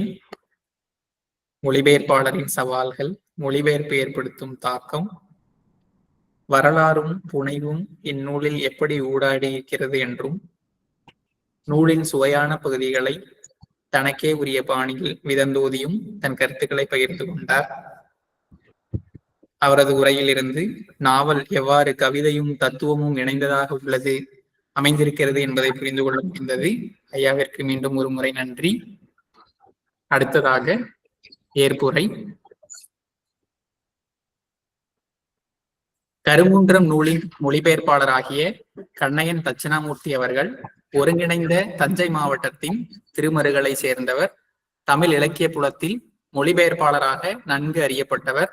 திருவாரூர் அரசு கல்லூரியில் பொருளாதாரத்தில் இளங்கலை மற்றும் முதுகலை பட்டம் பெற்ற இவர் சென்னை பல்கலைக்கழக தொலைநிலை கல்வி வழியாக தமிழ் முதுகலை பட்டமும் பெற்றிருக்கிறார். 1987ஆம் ஆண்டு இந்திய செய்திப்பணி அலுவலராக ஒன்றிய பணியாளர் தேர்வாணையத்தால் தேர்ந்தெடுக்கப்பட்டு பணியாற்றினார். பிறகு இந்திய ஒளிபரப்பு பணிக்கு தேர்வாகி புதுதில்லி உள்ளிட்ட பல்வேறு நகரங்களின் வானொலி ஒளிபரப்பில் பணியாற்றியுள்ளார். தற்போது நேஷனல் புக் ட்ரஸ்டில் முக்கியமான மொழிபெயர்ப்பாளராக உள்ள இவர் இதுவரை 15க்கும் மேற்பட்ட புத்தகங்களை அவர்களுக்காக மொழிபெயர்த்துள்ளார். 2016, 2017ஆம் ஆண்டுகளில் விருது பெற்ற ஆங்கில புதினங்களையும் 2016ஆம் ஆண்டு வெளியாகிய நேபாளி புதினத்தையும் தமிழில் மொழிபெயர்த்துள்ளார். 23 இந்திய மொழிகளில் ஒரே நேரத்தில் வெளியாகிய லச்சித் ஃபர்ஃபூக்கனின் வாழ்க்கை வரலாற்றை தமிழில் மொழிபெயர்த்தவர் இவரே. இந்திய சட்ட முறைமை, இந்தியாவின் அயலுறவு கொள்கை போன்ற புனைவல்லாத மொழிபெயர்ப்புகளையும் செய்துள்ளார். காலச்சுவடு, மணல் வீடு, நிலவெளி போன்ற இலக்கிய ஏடுகளில் இவரது மொழிபெயர்ப்பு சிறுகதைகள் வெளியாகி உள்ளன. மேலும் இலக்கிய விருது, நல்லி திசையட்டும் விருது, தமிழ்நாடு அரசின் சிறந்த மொழிபெயர்ப்பாளர் விருது போன்ற விருதுகளை பெற்ற இவர் 2023ஆம் ஆண்டு தமிழ் மொழிபெயர்ப்புக்கு சாகித்ய அகாதமி விருதை பெற உள்ளார். ஐயா அவர்களை ஏற்புரை வழங்க அன்புடன் அழைக்கிறோம். வணக்கம். அனைவருக்கும் நன்றி இந்த நிகழ்ச்சியை ஏற்பாடு செய்ததற்காக. தமிழ்துறை தலைவர் அவர்கள் பேராசிரியர் குறிப்பிட்ட ஒரு விஷயம் எனக்கு மிகவும் மகிழ்ச்சியாக இருக்கிறது. இதுவரை ஆய்வு நூல்களை பற்றிய கலந்துரையாடல்கள், அறிமுகங்களாக இருந்த இந்த நிகழ்ச்சியில் முதல் முறையாக ஒரு புனைவை, அதுவும் மொழிபெயர்ப்பு புதினத்தை பரிசீலனைக்கு அறிமுகத்துக்கு எடுத்துக்கொண்டிருக்கிறோம் என்று சொன்னார். அது வரவேற்கத்தக்க மாற்றம். இது இந்த திசையில் மேலும் பல புதிய இலக்கியங்கள், சமகால படைப்புகள் தமிழ் படிக்கும் மாணவர்களுக்கு அறிமுகமாக வேண்டும் என்று நான் விரும்புகிறேன். அதை தொடர்ந்து நீங்கள் செய்ய வேண்டும். கருங்குன்றம் நூலை விரிவாக வாசித்து ஏற்கனவே மதிப்புரை எழுதிய அக்கலூர் ரவியும் இந்த நிகழ்ச்சியில் பங்கேற்றிருக்கிறார். இந்த நிகழ்ச்சியில் பலரும் கல்லூரி பல்கலைக்கழக மாணவர்கள் இல்லாத பேராசிரியர்களும் பங்கேற்றிருக்கிறார்கள். அதுவும் எனக்கு மகிழ்ச்சியாக இருக்கிறது. என்னுடைய அனுபவம், இந்த நூல் 2021ஆம் ஆண்டிலே இது வெளியாகிவிட்டது. அது 20ஆம் ஆண்டு கொரோனா பொது முடக்க காலத்தின் போது இந்த பணிகளை நான் ஈடுபட்டிருந்தேன். அது முடிகின்ற காலத்தில் இந்த புத்தகம் வெளியாகி 21ஆம் ஆண்டு வந்தது. அதற்கு பிறகு பல நூல்களை நான் மொழிபெயர்ப்பில் ஈடுபட்டதனால் இந்த புத்தகத்தை பற்றிய அதுல பேசப்பட்டிருக்க செய்திகள் பொதுவாக உள்ள விஷயங்கள் மட்டும் நினைவில் இருக்கிறதை ஒழிய குறிப்பாக பல பகுதிகளை நான் மறந்து போனேன். அது என்றால் அது படைப்பாளன் படைப்பு வந்த பிறகு இறந்து விடுகிறான் என்று கோட்பாடுகளில் பேசுகிறார்கள் அல்லவா, அது போல மொழிபெயர்ப்பாளனும் அங்கிருந்து மறந்து போனான், இறந்து போனான் என்று கூட நீங்கள் சொல்லலாம். என்றாலும் இந்த புதினத்தை மொழிபெயர்ப்பதில் இருந்த அனுபவங்கள் என்று சொல்வதை விட இது பேசுகின்ற பொருள்களை தஞ்சாவூர் கவிராயர் அவர்கள் சிறப்பாக எடுத்து சொல்லி இருக்கிறார்கள். இது ஒரு விஷயம், வரலாறு. பிரான்ஸ் நாட்டிலிருந்து சுவிசேஷத்தை பரப்புவதற்காக வந்த ஒரு பாதிரி அவர் கூட இன்னும் 2 பாதிரியார்கள் வர்றாங்க. அப்புறம் அவங்க 2 பேரும் ஒதுங்கிடுறாங்க. இதுக்கப்புறம் இவர் மட்டும் தனியா இருக்கிறார். கிரீக் பாதிரி மட்டும் இருக்கிறார். அதற்கு முன்பாக ஐரோப்பியர்கள் கிறிஸ்துவ மதத்தை பரப்புவதற்காக அங்கே வந்திருக்கிறார்கள் இல்லையா, சீனாவில் நடந்திருக்கிறது. அந்த குறிப்புகள் எல்லாம் அவங்க போகிற போக்கிலே இந்த ஆசிரியர் சுட்டி காட்டுகிறார், வரலாறை நமக்கு அறிமுகப்படுத்துகிறார். இது ஒரு புறம். அந்த கிறிஸ்துவ சமய பின்னணி, அவர் குருத்துவ கல்வி பயின்றது, அவர் தொடர்ந்து பயணம் செய்து வந்தது, அங்கு ஏற்கனவே இந்தியாவில் இருந்த பிரிட்டிஷ் அரசாங்கத்தினுடைய பிரதிநிதிகளாகவும் இருந்த இராணுவ தளபதிகளோட அவர் தொடர்பில் இருக்கிறார். அங்கிருந்து மிஷனரிகளும் ஏற்கனவே இருந்திருக்கிறார்கள். இது ஒரு புறம். அந்த பழங்குடியினர் வாழ்க்கை நிலை அது தொடங்குகிறது ஒரு புறம். இது இரண்டும் சேர்ந்து ஒரு இடத்தில் கலக்கிறது. இதிலே பழங்குடிகளுடைய வாழ்க்கையை சொல்லும் பொழுது அவர்களுடைய சம்பிரதாயங்கள், நடைமுறைகள் இருந்த அதுதான் மிக சுவையாக நான் ஒவ்வொன்றையும் புதிதாக கற்றுக்கொள்ள தெரிந்து கொள்ளுமாறு அதில் இருந்தது. இந்த வரலாறு 1847, அது ஒவ்வொரு அத்தியாயமும் 1847, 1848, 849 என்று 1855 வரையும் 8 ஆண்டுகள்ல கிரீக் பாதிரியார் 50க்குள்ள வர்றார். அதுக்கு முன்பாக என்ன நடந்தது என்ற செய்தியும் அவங்க பழங்குடி காதல் கதை, அது கற்பனை, இது வரலாறு, இது ரெண்டும் கலக்கின்றன. அதற்கு முன்பு என்ன நடந்தது என்பதை இந்த வரலாறு தான், உலக வரலாற்றில் பதிவான விஷயம்தான். சீனாவில் மிங் வம்சத்தில் ஆதரவு இருந்தது கிறிஸ்துவ சமய நெறியாளர்களுக்கு. அங்கே அவர்களுக்கு ஐரோப்பியர்கள் வந்தவர்களுக்கு நிரந்தர குடியிருப்பு ஏற்படுத்தி கொண்டு முதலில் உரிமை பெற்றவர்களாக ஐரோப்பியர்கள் இருந்திருக்கிறார்கள், ஐரோப்பிய சேசு சபையினர். அதற்கு பிறகு அவர்கள் அங்கே அரசவையிலே இருந்து கணக்கு, வானியல், மேப் டிராயிங் போன்ற விஷயங்களை எல்லாம் பயிற்றுவித்துக் கொண்டிருக்கிறார்கள், அந்த வேலைகளையும் செய்திருந்திருக்கிறார்கள். மிங் வம்சம், சீனாவை ஆண்ட மிங் வம்சத்துக்கு பிறகு வந்த மஞ்சு வம்சம் வெளிநாட்டினர்களை விரட்டி அடித்தார்கள். அது 1724 கிறிஸ்துவமே அங்கே தடை செய்யப்பட்டது. ஆனாலும் அதற்கு பிறகு முதலாவது அபினி போர் நடக்கிறது. அப்பொழுது கிழக்கிந்திய கம்பெனி, பிரிட்டிஷ் கிழக்கிந்திய கம்பெனி சீனாவின் கட்டுப்பாட்டிலிருந்து அந்த மஞ்சு பேரரசை தோற்கடிக்கிறது. அதற்கு பிறகு நான்ஜிங் உடன்படிக்கை ஏற்பட்டு ஹாங்காங் தீவை அவர்கள் விட்டுக் கொடுக்கிறார்கள். ஹாங்காங் தீவு அதுக்கு பிறகுதான் 1995 வாக்குல தான் அது சுதந்திரம் அடைந்தது. இந்த இடையிலே பிரெஞ்சுக்காரர்களுக்கு வாணிக உரிமையும் அங்கே கிடைக்கிறது. அப்படியாக அங்கே போனவர்கள்ல இந்த 17ஆம் நூற்றாண்டுக்கு முன்பே அங்கே சேசு சபைகள் திபெத்தில் அவங்க மிஷன் நிறுவி இருந்திருக்கிறார்கள்.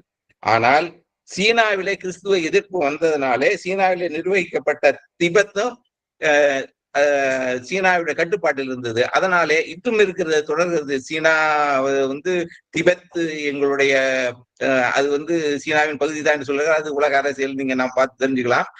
அங்க இருந்தவர்கள் இவர்களுக்கும் வெளிநாட்டு சேசு சபையினர் பாதிரிகள் எல்லாரையும் விரட்டி அடித்து விட்டார்கள். அதற்கு பிற்பாடுதான் அவர்கள் மீண்டும் இந்த தம்முடைய சமய நெறியை பரப்புவதற்காக மிஷனரியில இருந்து அவங்க புறப்பட்டு வர்றாங்க. இந்த செய்தி, இந்த வரலாறு இது நடந்தது. கிரீக் பாதிரியார் ஐரோப்பிய அந்த பாரிஸ்ல உள்ள மிஷன்ல அவர் படிச்சிருக்கிறார். வெளிநாட்டுக்கு போக வேண்டும் என்று விருப்பத்தோடு அவர் இருக்கிறார். எங்கே போக போறோம், எந்த இடத்துக்கு போக போறோம் என்று சேசு சபையில் சொல்லப்படவும் இல்லை. ஆனால் அவருக்கு போக தயாராக இருக்கிறார், தன்னை ஒப்பு கொடுத்திருக்கிறார். இந்த கடவுளின் நற்செய்தியை உலகெங்கும் அறியாதவர்களுக்கு, புறச்சமயிகளுக்கு கொண்டு போய் சேர்க்க வேண்டும் என்ற விருப்பத்தோடு தான் நான் இருக்கிறேன். அதுதான் என்னுடைய வாழ்நாள் பணி. அந்த இருந்து அவர் சொல்கிறார். அப்படியாக போகிறவர் தான் இந்த கதை, அந்த விஷயங்கள் அதெல்லாம் இருக்கிறது. ஆனால் இந்த இதுல நான் சிலர் இதை படித்தவர்கள் ஒரு நாள் பேசிக் கொண்டிருக்கும்போது நீங்க இந்த மொழிபெயர்ப்புல செய்து கொண்டிருக்கிற சில சொற்கள் பிரயோகங்கள்லாம் எனக்கு ரொம்ப ஆச்சரியமா இருக்குது என்று எனக்கு சொன்னாங்க. ஒரு இடத்துல கடவுள் உற்றுழி உதவுவார் உங்களுக்கு அப்படின்லாம் எழுதியிருந்தீங்க சார் அப்படின்னு அவங்க என்கிட்ட பேசினாங்க. இது என்ன, இது நான் உற்றுழி உதவியும் ஒரு பொருள் கொடுத்தும்னு படிச்சு சுட்டி காட்டுதுன்னு நான் எந்த இடத்துல அப்படி எழுதியிருக்கேன்னு எனக்கு தெரியவே இல்லை. அப்புறம் நான் இந்த புத்தகத்தை திரும்பவும் இப்பொழுது வாசித்த போது அந்த ஒரு இடத்துல அது மாதிரி இருக்குது. இந்த Greek also prayed for the soccer as they said அப்படின்னு அதுல எழுது. அந்த சக்கர் SUCCOUR இது என்ன அப்படின்னு பார்த்தா இட் இஸ் நாட் ஹெல்ப் என்பதுக்கு நான் அகராதி திருப்பதி எங்க இருந்து பார்த்தேன்னா, நான் மொழிபெயர்ப்பாளர்களுக்கு வந்து அவசியம் இருக்கு, தமிழில் மொழிபெயர்த்து எழுதுபவர்களுக்கு அவசியம் இருக்க வேண்டிய அகராதிகள் பல. அவற்றில் வந்து நான் வந்து முக்கியமாக நம்புவது சென்னை பல்கலைக்கழகம் வெளியிட்டு இருக்கிற ஆங்கிலம் தமிழ் சொற்களஞ்சியம். அது 1965 பிறகு மறுபதிப்பு காணப்படல, மறு அச்சுகள் மட்டும் வந்துட்டு இருக்குது. மிக அற்புதமான ஒரு அகராதி அது, அதை எல்லாரும் வச்சிருக்கணும். நம்ம கிரியாவின் தற்கால அகராதி, பல அகராதிகள் நான் வச்சிருக்கிறேன். துறை சார்ந்த அகராதிகளும் இருக்கிறது, சட்டவியல் அகராதி, மருத்துவ கலைச்சொல் அகராதி, அறிவியல் கலைச்சொல் அகராதி, இப்படி வேளாண் கலைச்சொற்கள் அகராதி, இதெல்லாம் வந்து இருக்குது. இது பல துறை மொழிபெயர்ப்பு இதெல்லாம் துணையாக இருக்கிறது. அதுல அது படிக்கும் போது நான் அதை வந்து அந்த சாக்கர்ங்கிற சொல்ல வந்து அதுலதான் இந்த எடுத்துட்டு இருக்கேன். அவர் உற்றுழி உதவி வேண்டி, அதாவது மிகவும் சிரமமான உதவி தேவைப்படுகின்ற நேரத்துல, சிரமமான நேரத்துல கை கொடுத்து உதவுகிறதுக்கு வந்து அந்த உற்றுழி, அதுக்குதான் சொக்கர் அப்படின்னு ஆங்கிலத்துல போட்டிருக்காங்க. அந்த நுட்பம்லாம் வந்து நம்ம ஓஹோ இப்படி எல்லாம் பார்த்துதான் எழுதியிருக்கேன் அப்படின்னு வந்து தெரிஞ்சது. இன்னொரு இடத்துல அது அவர் சொல்றார், how great was the gift of prophecy and the gift of vision அப்படின்னு ஒரு இடத்துல. நான் இது தமிழ்ல படிச்சதுக்கு அப்புறம் தான் இது என்ன இங்கிலீஷ்ல என்ன இருக்குதுங்கிறத முதலாவது நாள் ஆங்கில வடிவத்தை சொல்றேன். அதுல ரெண்டு சொல்ல, ப்ராஃபெசி அண்ட் விஷன், ரெண்டு சொல்லும் இருக்குது. கிட்டத்தட்ட ரெண்டும் ஒரே மாதிரி தான். ப்ராஃபெட் தீர்க்க தரிசனம், விஷன் அதுவும் தொலைநோக்கு நெடுநோக்கு. இது ரெண்டையும் எப்படி எழுதுறது என்று நான் பார்த்து அதுல எப்படி எழுதியிருக்கேன்னு பார்த்தேன். அது என்ன, அது எழுதும் போது என்ன சிந்தனையில் எழுதுனேன்னு எனக்கு தெரியல. தீர்க்க தரிசனம் என்பதும் வருவது கருதும் சிந்தனையும் பெருங்கொடை அல்லவா. How great was the gift of prophecy and the gift of vision என்று அவர்கள் கேட்கிறது. அந்த வருவது கருதும் சிந்தனை அப்படின்னு பார்த்துட்டு அந்த விஷன்கிறது கூட அதே அகராதியில் தான் வந்து நான் அதை எடுத்துருந்துருக்கிறேன் அப்படிங்கிறது அப்புறம் பார்த்து தெரிஞ்சுட்டேன். இந்த ஓரிய கீழை தேய வியாபாரியை போல அப்படின்லாம் சில இடம், பல இடங்கள்ல வந்து சமஸ்கிருத சொற்கள் அங்க வந்திருக்கு. ஒரு இடத்துல வந்து அவன் எஞ்சி அவன் வீட்டுக்கு போயிருக்கும் போது பாக்குறா, ஒரு மாதிரி ஒரு லஜ்ஜை இல்லாமல் பார்த்தாள் அப்படின்னு நான் வந்து அதை எழுதியிருக்கேன். இந்த ஏன் அதை வந்து எழுத திரும்ப அது மட்டும் எனக்கு நினைவு இருக்கிறது. இந்த லஜ்ஜைங்கிறதுல வந்து ஒரு மாதிரியான ஒரு அசூயை இருக்கிறது. நீங்க வெட்கமின்றி பார்த்தால் அப்படின்னு பார்த்தா, ஒரு ஒரு கொஞ்சம் கூட வெக்கப்படாம அவங்கள பார்த்தாங்க அப்படிங்கிறது சொல்ல விட அந்த சொல் அந்த இடத்துல பொருத்தமா இருக்கிறது. ஆனா அது வந்து சமஸ்கிருதமாகி நாம் இது ரொம்ப வழக்கத்தில் இல்லாத சொல்ல பயன்படுத்தி இருக்கோம். இந்த மாதிரியான சில மறுவாசிப்பில் எனக்கே சில அது திருத்தி இருக்கலாமோ என்று கூட தோன்றுகிறது. ஆனா இன்னொரு இடத்துல வந்து அதை வாசிக்கும் போது இது என்ன இவ்வளவு அழகா இது தமிழ் வந்திருக்குது அப்படின்னு. அவர் கிரீக் பாதிரியார் இதுல இருக்கிறார், பிரான்ஸ்ல பாரிஸ்ல படிச்சுட்டு இருக்கிறார். இந்த நேரத்துல இங்க வந்து அவர் அங்கிருந்து வந்துட்டு இருக்காரு, இங்க அவன் பேசிட்டு இருக்கார். அந்த கதை சொல்லுகின்ற நாவலாசிரியரின் கூற்றாக ஒரு இடத்துல வருது, far beyond the mountains sloping down into the Assam Valley, farther away than Kajin Shah could imagine, across a great ocean where the rise and the falls of the waves was like time rolling its dice, a young French Jesuit priest sets out on a journey from an island shore and never returned. இது ஒரு நீளமான வாக்கியம். இது வந்து பெரிய வாக்கியம் இல்லை, இதை விட பெரிய வாக்கியங்கள்லாம் அது அப்படியே மாறாம எழுதிருக்கவங்க எல்லாம் நான் பார்த்து இருந்திருக்கேன். இது அப்படியே தமிழ்ல வந்து இருக்குது. ஆகா எனக்கு நான் இப்படிதான் அதை வந்து சரியா எழுதியிருக்கிறோமோ அப்படின்னு.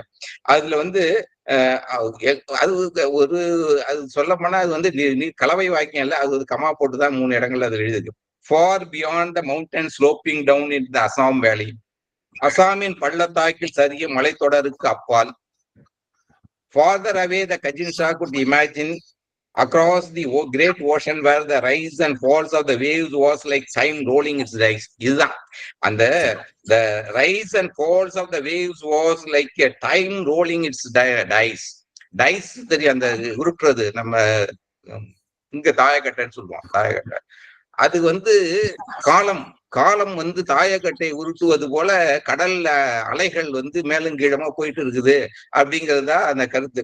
அது எப்படி இங்க தமிழ்ல அழகா வந்துருக்குங்கிறத நானே பார்த்து வந்து என் முதுகுல ஒரு தட்டிக்கிட்டேன். நீங்க எப்படி விடா சொல்லுங்க. காலதேவன் கஜின் ஷா எண்ணியே பார்க்க முடியாத தொலைக்கு அப்பால் காலதேவன் தாயங்களை உருட்டுவது போல் மேலும் கீழுமாக எழும்பி அமிழும் அலைகள் நிறைந்த மகா சமுத்திரங்களுக்கு அப்பால், காலதேவன் தாயங்களை உருட்டுவது போல் மேலும் கீழுமாக எழும்பி அமிழும் அலைகள் நிறைந்த மகா சமுத்திரங்களுக்கு அப்பால் பிரெஞ்சு சேசு சபையின் இளைய பாதிரி ஒருவர் திரும்பி வராத ஒரு பயணத்தை தொடங்குகிறார் அப்படின்னு. இதெல்லாம் திரும்பி வாசிக்கும் போதுதான் இது இது தமிழ்ல படிக்கும் போது இது ஆங்கிலத்தை என்னவா இருந்திருக்குன்னு நான் இப்பொழுது தேடியதுதான். இது எழுதி 3 ஆண்டுகளுக்கு மேலானதுனால இந்த மாதிரி சிறப்புகளை ஆராய்ச்சியாளர்கள் பார்க்கலாம். மாணவர்கள் மொழிபெயர்ப்பை கற்றுக்கொள்ள விரும்புபவர்கள் மூலத்தையும் மொழிபெயர்ப்பை வைத்து படித்து பார்த்தால் இந்த நுட்பங்களை நான் மொழிபெயர்ப்பு பற்றி படித்ததில்லை, கோட்பாடுகளை பற்றி படித்ததில்லை, அறிந்ததில்லை. இதெல்லாம் அனுபவத்தினால். நானும் அது நினைத்தேன். 95ஆம் ஆண்டு முதல் தொடங்கி நான் மொழிபெயர்ப்புகளை செய்து வந்தாலும் கிட்டத்தட்ட 25 ஆண்டுகளுக்கு மேல ஆகிறது. மொத்த புத்தகங்கள் எண்ணிக்கை பார்த்தாலும் ஒரு ஆண்டுக்கு சராசரியாக ஒரு புத்தகம் தான் வருகிறது. திருமூலர் 3000 ஆண்டுக்கு ஒரு தடவை செய்யுள் இயற்றினார் என்பது போல இது ஆண்டுக்கு ஒரு புத்தகத்தை நான் மொழிபெயர்த்திருக்கிறேன்.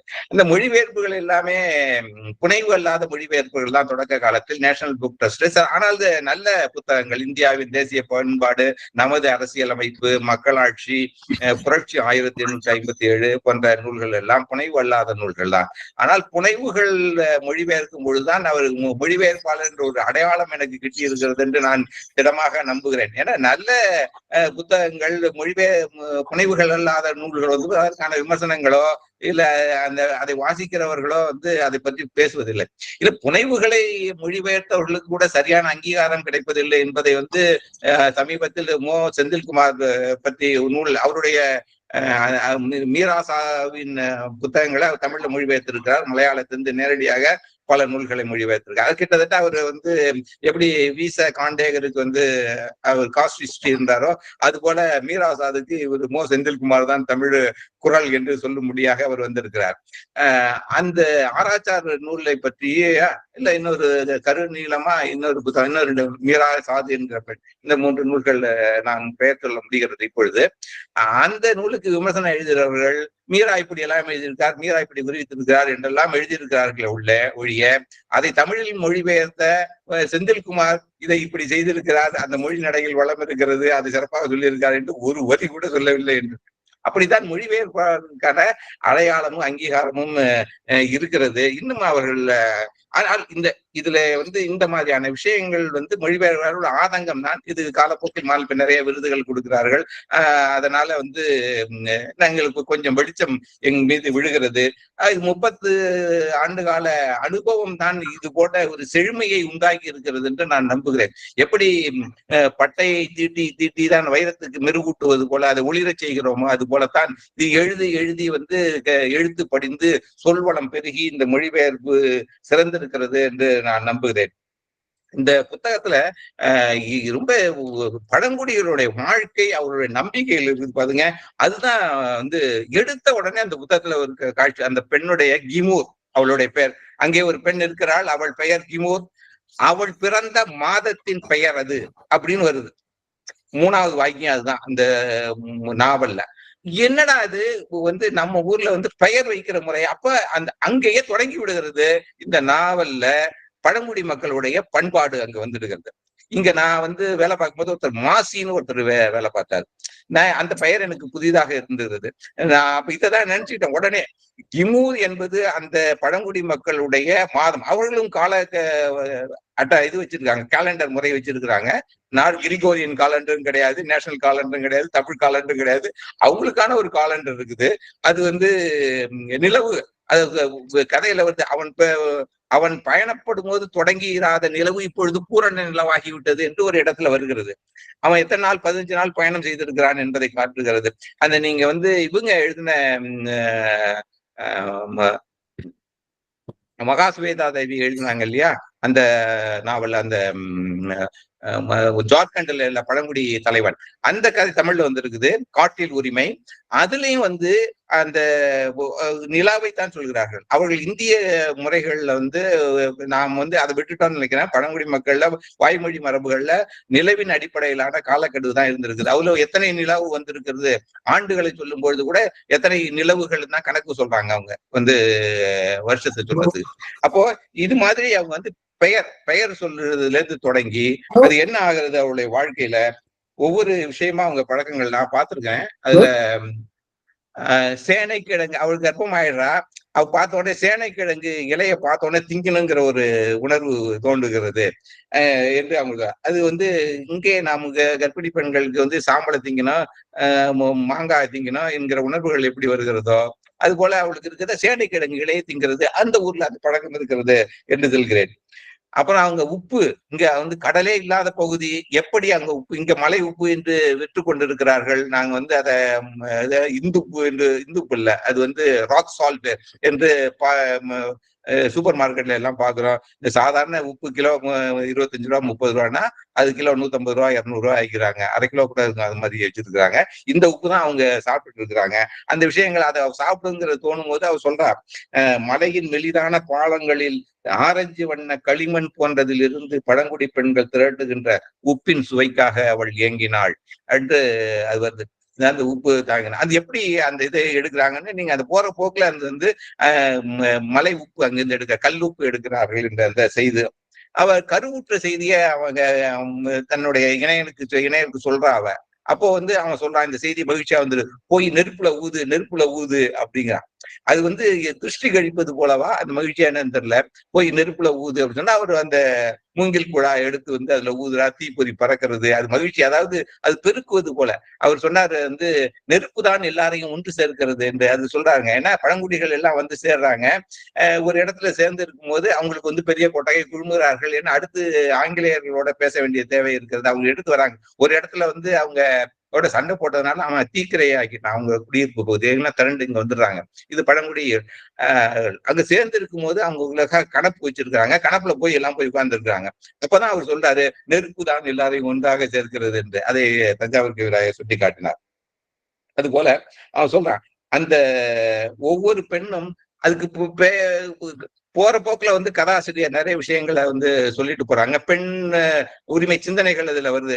இது அவங்க வந்து இந்த புத்தகத்தை முதல்ல படிச்சுட்டு முகநூல்ல ஒரு அணிந்துரை ஒரு மதிப்புரை எழுதியிருந்தவங்க சொன்னாங்க, ரத்த சம்பந்த உறவுகளா, ரத்த உறவுகள் என்று வந்தால் அது பெண்கள் அங்கே அனாமதேயங்கள் தான் அப்படின்னு உள்ள வருது. அதை சுட்டி காட்டியிருந்தாங்க. அது எங்க இருக்குன்னு இந்த படிக்கும் போது அது தெரிஞ்சுது. அதே போல அவங்க வந்து மற்ற விஷயங்கள்லையும் வந்து சொல்லாங்க. ஏன்னா நாம வந்து பரம்பரை சொல்லும் போது தாத்தா, பூட்டன், பாட்டன், தாத்தன், தந்தை, மகன், இப்படிதான் ஆண்கள் பெயர்களை தான் வந்து ரத்த உறவுகளா சொல்லிட்டு இருக்காங்க. பெண்களுக்கு அதுல வந்து அடையாளமே இருக்கிறது இல்லை என்பது உண்மைதான். அதைதான் வந்து அவங்க எடுத்து சொல்லி இருக்கிறாங்க. இன்னொரு இடத்துல வருது, ஒவ்வொரு பெண்ணும் அந்த குடும்பத்தின் சொத்து இப்படிதான் நினைக்கிறாங்க. அங்க இருக்க இந்த திருமணம் வேறு பழங்குடி இனத்தை சேர்ந்தவன் இங்க வந்து அந்த பெண்ணை திருமணம் செய்து கொண்டு போனால் என்ன ஆகும், அவனுடைய இடத்துக்கு இவள் போக வேண்டி இருக்கிறது, அது தெரியாமல் போக வேண்டி இருக்கிறது. இரண்டே வழிதான், ஒன்று சண்டை போட வேண்டும், இல்லது ஓடி போக வேண்டும் என்ற நிலை ஏற்படுகிறது. அப்பொழுது அந்த கதாசிரியர் கூற்றா வருகிறது, ஒவ்வொரு பெண்ணும் அந்த குடும்பத்தின் சொத்து, அவளை கல்யாணம் செய்து கொண்டு போகிறவன் அவளை இழக்கும் குடும்பத்திற்கு இழப்பீடு தர வேண்டும். மணமகளுக்கான அந்த விலையை ரீஜலிக் என்று சொல்கிறார். எத்தனை மிதுன் என்பது அங்குள்ள ஒரு கால்நடை எருது, அந்த மாதிரியான வடகிழக்கு மாநிலங்கள்ல இருக்குது மிதுன். இது எத்தனை தருவான், இது வந்து இங்கே இருக்கு. பரிசம் போடுவது என்று முதலில் இருந்ததுதான், இப்பொழுது மாறி வரதட்சணை என்றெல்லாம் மாறி இருக்கிற. பழங்குடி மக்கள்ல ஒரு பெண்ணை திருமணம் செய்து கொண்டு போகிறவன் அந்த குடும்பத்துக்கு சொத்தாக இருக்கிற பெண்ணை இழக்கின்ற குடும்பத்திற்கு என்ன தர வேண்டும் என்ற சடங்குகள் முறைகள் அங்கே இருக்கிறது என்பதை அவர் சொல்கிறார். அவன் வந்து அப்படி அந்த குடும்பத்தை சேராதவனா, அந்த குழுவை சேராதவனாக இருந்தால் அவன் என்ன செய்ய வேண்டும், அவர்களுடைய வயல்களில் வேலை செய்து அங்கேயே தங்க வேண்டும். அவன் வந்து ஊரோட மாப்பிள்ளையா அங்க போய் இருந்து அவங்க வேலை செஞ்சுட்டு ஊரோட மாப்பிள்ளைக்கு வீட்டோட மாப்பிள்ளைக்கு என்ன மரியாதை இங்க அதே மரியாதை அவ வீட்டோட வந்து மணமகள் வீட்டுக்கு போயிட்டாருன்னா அவர் வந்து வந்த நாள் வாழையில மறுநாள் கையில 3ஆம் நாள் ஏழை போல என்று எங்க ஊரில் ஒரு பழமொழி ஒருத்தர் சொல்வார்கள். என்ற விருந்து மருந்து 3 வேளைதான் இருக்க வேண்டும். அப்பொழுது அந்த 3வது நாள் எப்படி என்ன மரியாதை கிடைக்கும் என்பதை சொல்றார். வந்த நாள் வாழை இலை, வாழை இலை, மறுநாள் கையிலை, கையில, 3ஆம் நாள் ஏழை போல.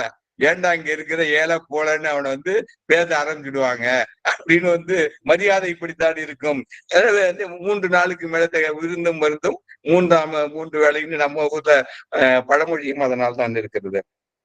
அவ விட்டு போகும்போது அந்த வீட்டுல இருக்கிற அவன் தோழியோடைய நண்பன் சொல்கிறான், உறவு முறைக்காரன், அண்ணன் சகோதரன் முறை உறவு உள்ளவன் சொல்கிறான், மரத்தில் ஒடிந்து தொங்கும் கிளை நீ. அது அந்த மாதிரியான சில செய்திகள் அதுல வருது. நீ மலைக்கு மேல் பாய்கின்ற தனித்த அம்பு போல இருக்கிறாய் என்று அதெல்லாம் சொல்லுகிறான். இப்போ அந்த இடத்துல அவன் திருமணம் ஆகி அங்க போனதுக்கு அப்புறம் அவங்க என்ன மாதிரியான சடங்குகள் செய்ய வேண்டி இருக்கிறது, அங்க அவன் விருந்து கொடுக்குறான். இன்னொரு பழங்குடி தலைவன் அவளுக்கு ஒரு பரிசு பொருள்கள் எல்லாம் கொண்டுட்டு கொடுக்குறான். அந்த வேறு பழங்குடி சமூகத்திலிருந்து அந்த பெண் விட்டாள் என்பதை அங்கீகரிக்கும் விதமாக அவளுக்கு ஒரு ஹூக்கா கொடுக்குறான். வெள்ளியிலான புகைக்கும் குழாய் ஒன்றை கொடுக்குறாங்க. அதுக்கு பேரெல்லாம் கொடுத்திருக்கிறாங்க. இதை கொடுத்தா அவங்களை அங்கீகரித்துக் கொள்கிறார்கள், இந்த குழுவில் இருக்கலாம் என்பது அந்த தலைவன் செய்கின்ற அடையாளம் என்று இந்த கதை போக்கிலே அவர் சொல்கிறார். அது மாதிரி விருந்து கொண்டு வருகிறவர்களுக்கு இவன் அது ஒரு எப்படி சமூகத்திலே கூட்டு குடும்பமா, அதாவது கூட்டு முறை. புதிதாக திருமணமானவன் அங்க உள்ளூர் மக்களுக்கு அந்த எல்லாருக்கும் ஒரு விருந்து வைக்க வேண்டியிருக்கிறது. அதற்காக அவன் தன் உறவுகாரர்கள் சொல்கிறான். உறவுக்காரர்கள் அவர்களுடைய உறவுக்காரர்கள் சொல்லுகிறார்கள். அப்ப எல்லாருமாக சேர்ந்து ஒரு விருந்து வைக்கிறார்கள். அங்கே சேர்ந்து கொள்வதே அவர் சொல்கிறார், கொடுப்பதும் கொள்வதுமான ஒரு கூட்டு என்று. உறவினரின் உறவினர் எல்லாம் சேர்ந்து செய்கிறது. A system of delivery and payback. அது கொடுப்பதும் கொள்வதும். அவர்கள் அங்கே கொடுக்குறாங்க, எடுத்துக்கிறாங்க அப்படிங்கிற மாதிரி அதுல எல்லாம் இருக்குது. இன்னொரு இடத்துல நான் எழுதியிருந்தேன், எனக்கு தெரியல, காலையில படிச்சேன். அதை அவள் காலையில தூங்கி எழுந்தா, ஒரு இடத்துல போய் தங்கி இருக்கிறாங்க.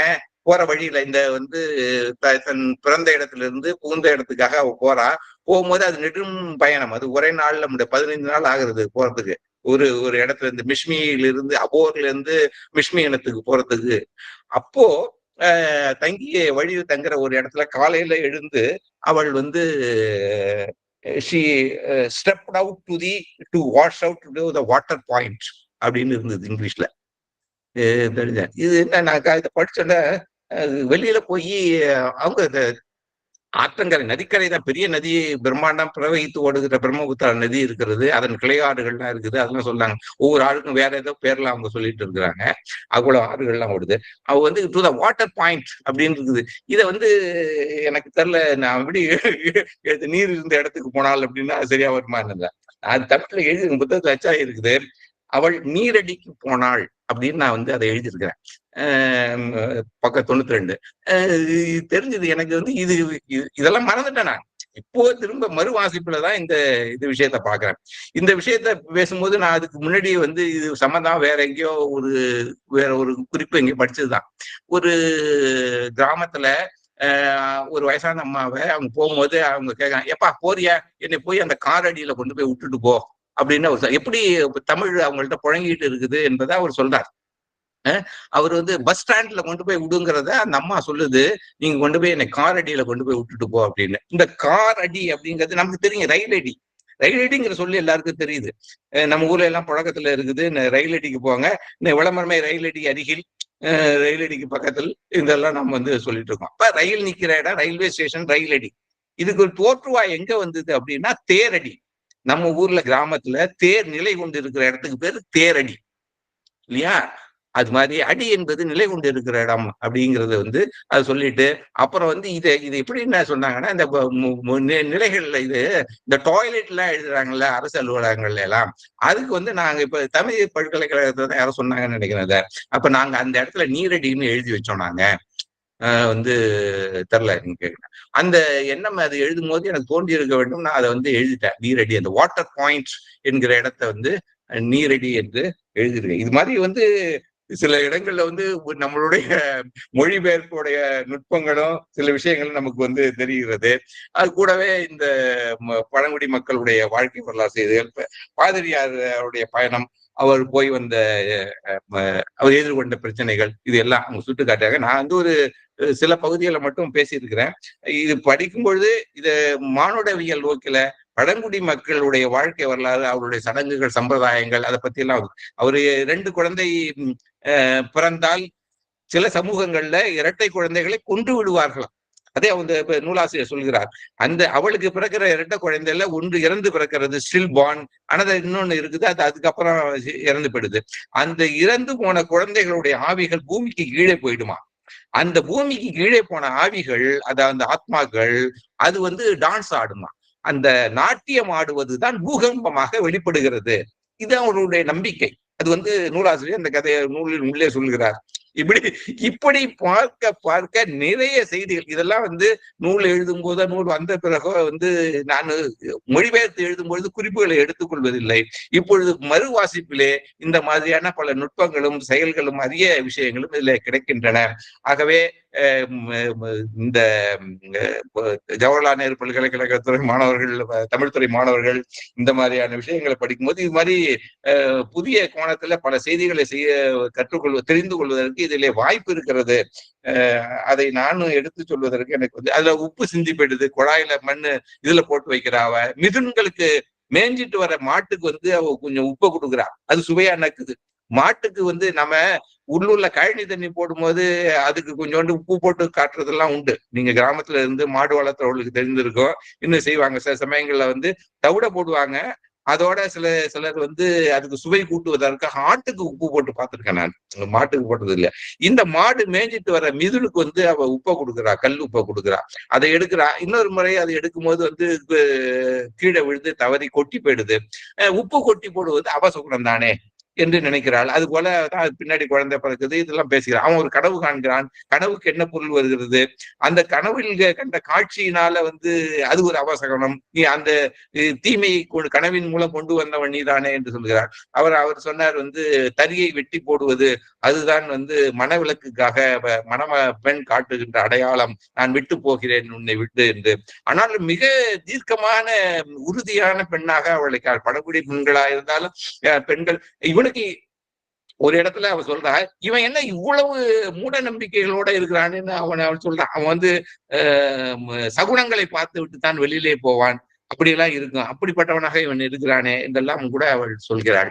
இப்படியாக பல செய்திகள், புதிய செய்திகளை தெரிந்து கொள்வதற்கு இந்த நூலிலே எனக்கே வாய்ப்பு 2ஆம் முறை படிக்கும் போது கிடைத்திருக்கிறது. புதிதாக படிப்பவர்கள் இன்னும் நிறைய தெரிந்து கொள்ளலாம். வேறு ஏதேனும் மாணவர்கள் கேட்பதாக இருந்தால் அவர்களுடன் நான் உரையாட தயாராக இருக்கிறேன். மிக்க நன்றிங்க ஐயா. நாவலுக்கு பின்னிருக்கும் அரசியல், சமூக பின்னணியை வரலாற்று தரவுகள் வழியாக விளக்கினார். கூடுதலாக தமிழிலும் தமிழ்நாட்டிலும் வடகிழக்கில் உள்ள பண்பாட்டு ஒப்புமை பகுதிகளையும் சொன்னார். மொழிபெயர்ப்பாளர்களுக்கு சொற்தேர்வு என்பது மிகவும் அவசியமானதாகும். அது ஐயாவிற்கு இயல்பாகவே கைகூடி இருக்கிறது என்பது அவரது உரையினூடாக புரிந்து கொள்ள முடிந்தது. கவிராயர் ஐயா சொன்னது போல நல்லதொரு புத்தகம் காலத்தால் நிலைத்திருக்கும். அது போல ஐயாவின் புனைவல்லாத இலக்கியமானும் சரி, புனைவு இலக்கியமாகினும் சரி, அது காலத்தால் அழியாத நிற்கும் என்பதை சொல்லிக் கொள்கிறோம். ஐயாவிற்கு நன்றி. இப்போது நாம் கலந்துரையாடல் பகுதிக்கு வருகிறோம். பங்கேற்பாளர்களுக்கு கருத்துக்கள் இருப்பின் உரையாடலாம். இது கலந்துரையாடலுக்கான நேரம்.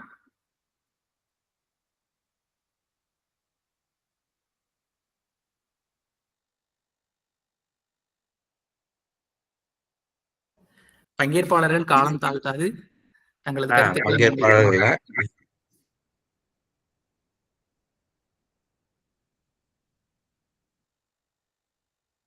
நூலை படிக்கின்ற வாய்ப்பு இருந்திருந்ததுன்னா மாணவர்கள் இதை பத்தி கொஞ்சம் கேட்கறதுக்கான முன் தயாரிப்புகளோட வந்திருக்கலாம் அவர்கள்.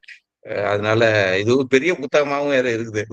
ஒரு 300 பக்கங்களுக்கு மேல இருக்கிற ஒரு பெரிய புத்தகம் தான். மிக சுவாரஸ்யம். அரவிந்தன் ஐயா எதுவும் கேட்க வராங்க உங்களுக்கு?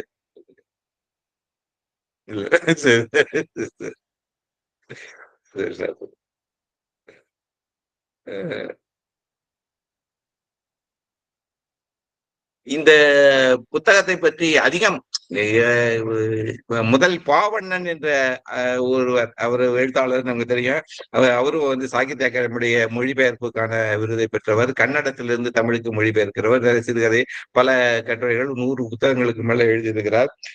சிறந்த வாசகர், எழுத்தாளர், அறிஞர். அவர் வந்து இந்த புத்தகத்தை படித்தது ஒரு மதிப்புரை எழுதியிருந்தார் இந்த நூல் வந்த பிறகு. அது பலர் கவனத்திற்கு சென்றது. அப்புறம் திசையட்டம்ல அது வந்து அக்கலூர் ரவி தான், ஆனா அவர் பேர்ல வரல, அவர் தான் எழுதினாரா, வேற யாரோ பேர்ல அது வந்து அச்சுப்பிழையினால அது வந்துருச்சு. அதை பற்றியும் சிலர் படிச்சுட்டு இதெல்லாம் முகந்த புத்தகங்கள் வந்து சிலர் கவனத்துக்கு போயிருக்கிறது. வாசிப்பவர்கள் அதிலே தோய்ந்து அதிலே தாங்கள் பெற்ற அனுபவங்களை வந்து உடனடியாக வெளிப்படுத்தி இருக்கிறார்கள். இது சமூக ஊடகங்கள் ஒரு அளவுக்கு துணையா இருந்திருக்குது. நான் வந்து இந்த அளவுக்கு இந்த புத்தகம் வந்து கவனம் பெற்றிருக்காது. ஏன்னா எந்த பிரபலமான நாளேடுகள்லயோ இலக்கிய ஏடுகள்ல இதுக்கான எந்த விமர்சனமும் வரவே இல்லை. நாங்க சாகித்ய அகாடமி அலுவலகத்துல கேட்டேன், சார் நீங்க இதை வந்து நூல் மதிப்புரைக்கு இதை அனுப்புவீங்களா அந்த புத்தகத்தை அப்படின்னு கேட்டேன். ஏன்னா அவங்க வந்து மொழிபெயர்ப்பாளருக்கு சில படிகள் கொடுக்குறாங்க. நான் அனுப்புவேன் சார், தினமணிக்கு கொடுப்போம். அவர் பத்திரிகைகள் முன்னணி தமிழ் நாளேடுகள் சொன்னார். அப்புறம் வந்து பிரபல இலக்கிய சஞ்சிகை சொன்னார்.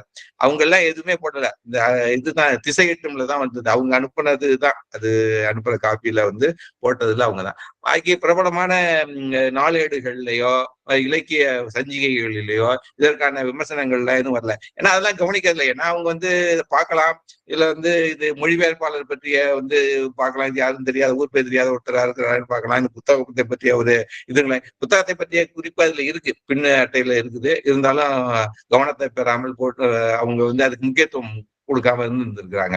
இப்போ ஆனா பலர் வாசகர்கள் இது வந்து சாகித்ய அகாடமி மொழிபெயர்ப்புக்கான தேர்வு செய்யறது வந்து அது நெடும்பட்டிகள் பலரிடமிருந்து பரிந்துரைகள் பெற்று பல கட்டங்களை தாண்டி இதுவரையும் வந்திருக்கிறது என்பது எனக்கு பெரிய ஆச்சரியம், மகிழ்ச்சி. இந்த புத்தகத்தை வந்து பார்த்து இதுவரையும் சொல்லிட்டாங்களே அப்படின்னு எனக்கு உண்மையிலே பெரிய மகிழ்ச்சியே. அதனால திரும்ப இந்த புத்தகத்துல என்ன இருக்குது படிச்சிருக்காங்கன்னு நானே இன்னொருத்தர வாசிச்சிருக்கிறேன். நீங்களும் வாசிங்க.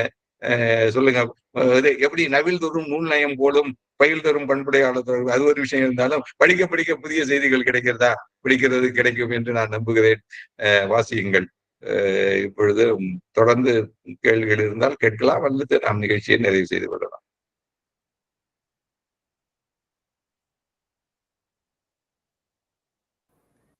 கை உயர்த்தி இருக்கிறாங்க. பேசலாம் தியாகராஜன், நீங்க பேசலாம். தியாகராஜன் சார் வணக்கம் சார். வணக்கம். வணக்கம் தியாகராஜன் சார், அகில இந்திய வானொலி தூத்துக்குடி சார். எங்க இருக்கீங்க? தூத்துக்குடி சார். தூத்துக்குடியா? தூத்துக்குடி தியாகராஜா, சொல்லுங்க சொல்லுங்க. ரொம்ப மகிழ்ச்சி நீங்க இந்த நிகழ்ச்சி தியாகராஜன். எனக்கு ரொம்ப மகிழ்ச்சி உங்ககிட்ட பேசுறது. இந்த விருது அறிவிச்சது வந்து எனக்கு ரொம்ப பெருமையா இருந்தது. ஏன்னா நம்ம ஒரு ட்ரைனிங் வந்து all India radio drama training ஒண்ணு அட்டன் பண்ணோம் 2014. அதுக்கப்புறமா ரீசெண்டா அகில இந்திய வானொலி சென்னை வானொலி நிலையத்துல உங்களுடைய பேட்டி வந்து வணக்கம். நேரடியான வினாக்கள் நாவலை ஒட்டி அமைந்தால் மகிழ்ச்சி. அதான் நாம தனியா பேசிக்குவோம், நாம நண்பர்கள்ட்ட. சரியா? நீங்க நாவல் பத்தி அவரு தஞ்சாவூர் கவிராயர் வந்து மிக தெளிவா வந்து சொன்னார். ஒவ்வொரு இதுவும் அந்த கேரக்டர் பத்தியும் வந்து சொன்னாங்க. நீங்களும் வந்து தெளிவா இது பண்ணீங்க. இப்போ எனக்கு ஆர்வம் வந்து அந்த நாவலை எப்படியாவது வந்து படிக்கணும்ன்றது, அதோட ஒரிஜினல் வெர்ஷனும் படிக்கணும், உங்களுடைய தமிழ் மொழிபெயர்ப்பும் கண்டிப்பா வாசிக்கணும்ன்றது ஒரு ஆவல் எனக்கு ஏற்பட்டிருக்கு. மிக்க நன்றி சார். நல்லது. இது ஆங்கில வடிவத்துக்கு பேர் வந்து தி பிளாக் ஹில். அது வெளியிட்டு இருக்கிற நிறுவனத்துக்கு பெயர் வந்து ஆல்ஃப், அவங்க போட்டிருக்காங்க. இது வந்து 2014 முதல் முறையா வெளியாகி இருக்கிறது. அதை வந்து நீங்க பார்க்கலாம். இது வந்து தமிழ் வடிவம் வெளியிட்டது சாகித்ய அகாடமி. சாகித்ய அகாடமி வெளியிட்டது 2021 வந்திருக்கு. சென்னை அலுவலகத்துல இது கிடைக்குது. இது புத்தக கண்காட்சிகள் போல விற்கிறாங்க. அதுக்கு முன்னாடி நேரடியாக வேணா சென்னை அலுவலகத்துல இருந்து நீங்க தொடர்பு கொண்டு வாங்கிக்கலாம் புத்தகத்தை. இது வந்து இதுல கிடைக்குது. இணைய வெளியில பல புத்தக கடைகள் இருக்குல்ல, பணுவல், அது மாதிரியான பல புத்தக கடைகள்லாம் இருக்குது. அமேசான், அவங்க எல்லாம் கூட வந்து இந்த புத்தகத்தை விற்கிறாங்க. நீங்க வந்து ஷிப்பிங் கொடுத்தீங்கன்னா அதோட சேர்ந்து வந்து புத்தகம் கிடைக்கும். சில நண்பர்கள் என்கிட்ட பேசினாங்க, நான் வந்து அமேசான்ல வாங்கியிருக்கிறேன். அவர் வந்து சென்ட்ரல் கேந்திரிய வித்யாலயால வேலை பார்க்கிற என்னுடைய நண்பரின் மகன். அவர் ஒரு ஆசிரியர். அவரு நான் வந்து ஆங்கிலம் படித்தேன் அங்கிள், உங்க தமிழையும் நான் படிக்கணும், அப்ப ரெண்டையும் சேர்த்து படிங்க, இங்க அமேசான்ல வாங்கியிருக்கேன் அப்படின்னு சொன்னார். ஆனா இந்த புத்தகம் வந்ததுக்கு பிறகு, இந்த பரிசு விருது அறிவிக்கப்பட்ட பிறகு புத்தகத்துக்கும் கவனம், மொழிபெயர்ப்பாளருக்கும் கவனம், நூலாசிரியருக்கும் கவனம் கிடைத்திருக்கிறது. அவரும் ரொம்ப மகிழ்ந்தார். அங்கு சென்னை தில்லியில் நடந்த அந்த இலக்கிய விழாவிற்கு வந்திருந்த போது என்னுடன் தொடர்பு கொண்டு அவர் பேசினார். முதலில் அவருடன் தொடர்பு கொள்ள முடியாமல் இருந்தது. மகிழ்ச்சி.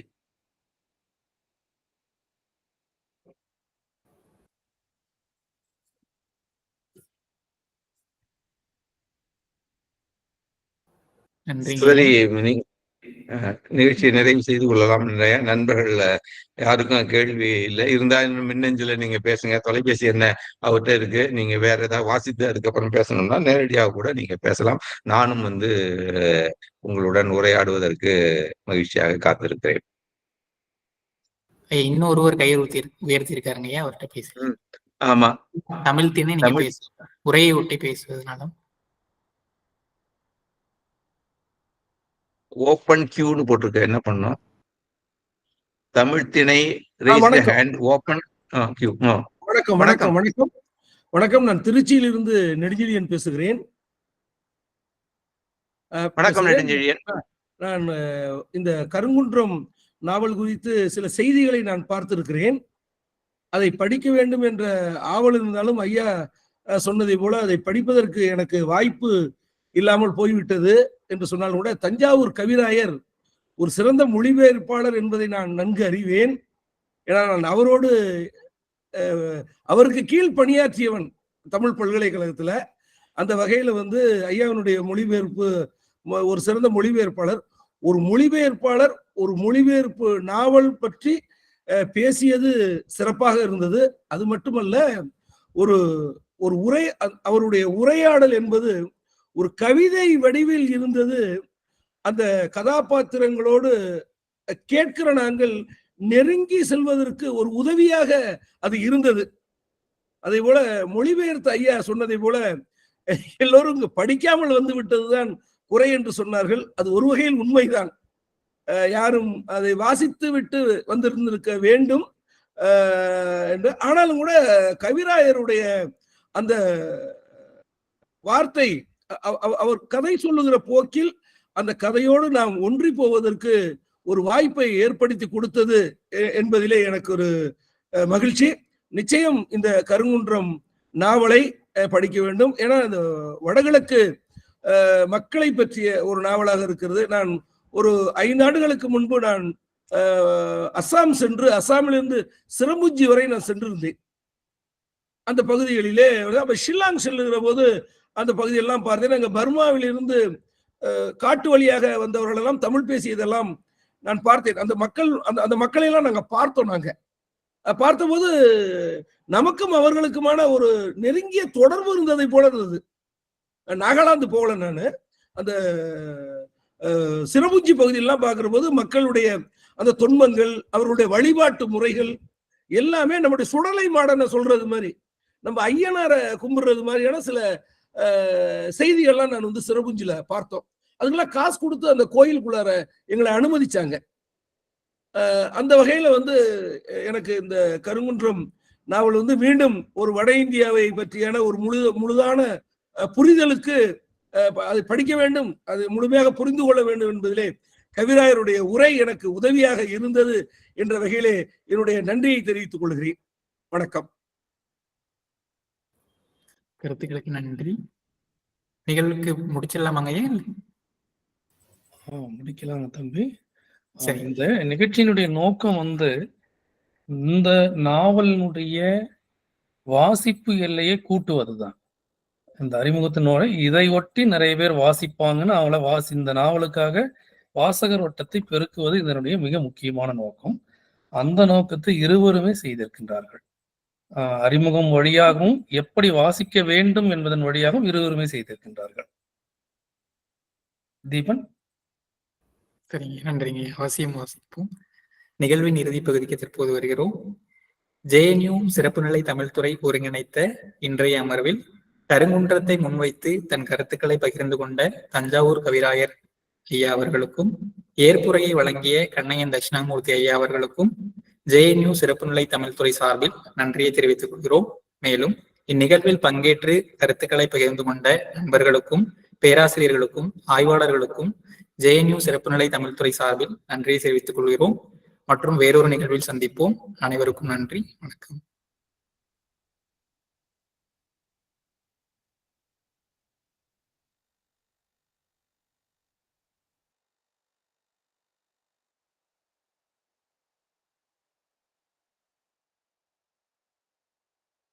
ஐயா ரெக்கார்டிங் நிறுத்திடலாங்க ஐயா அரவிந்தன் ஐயா.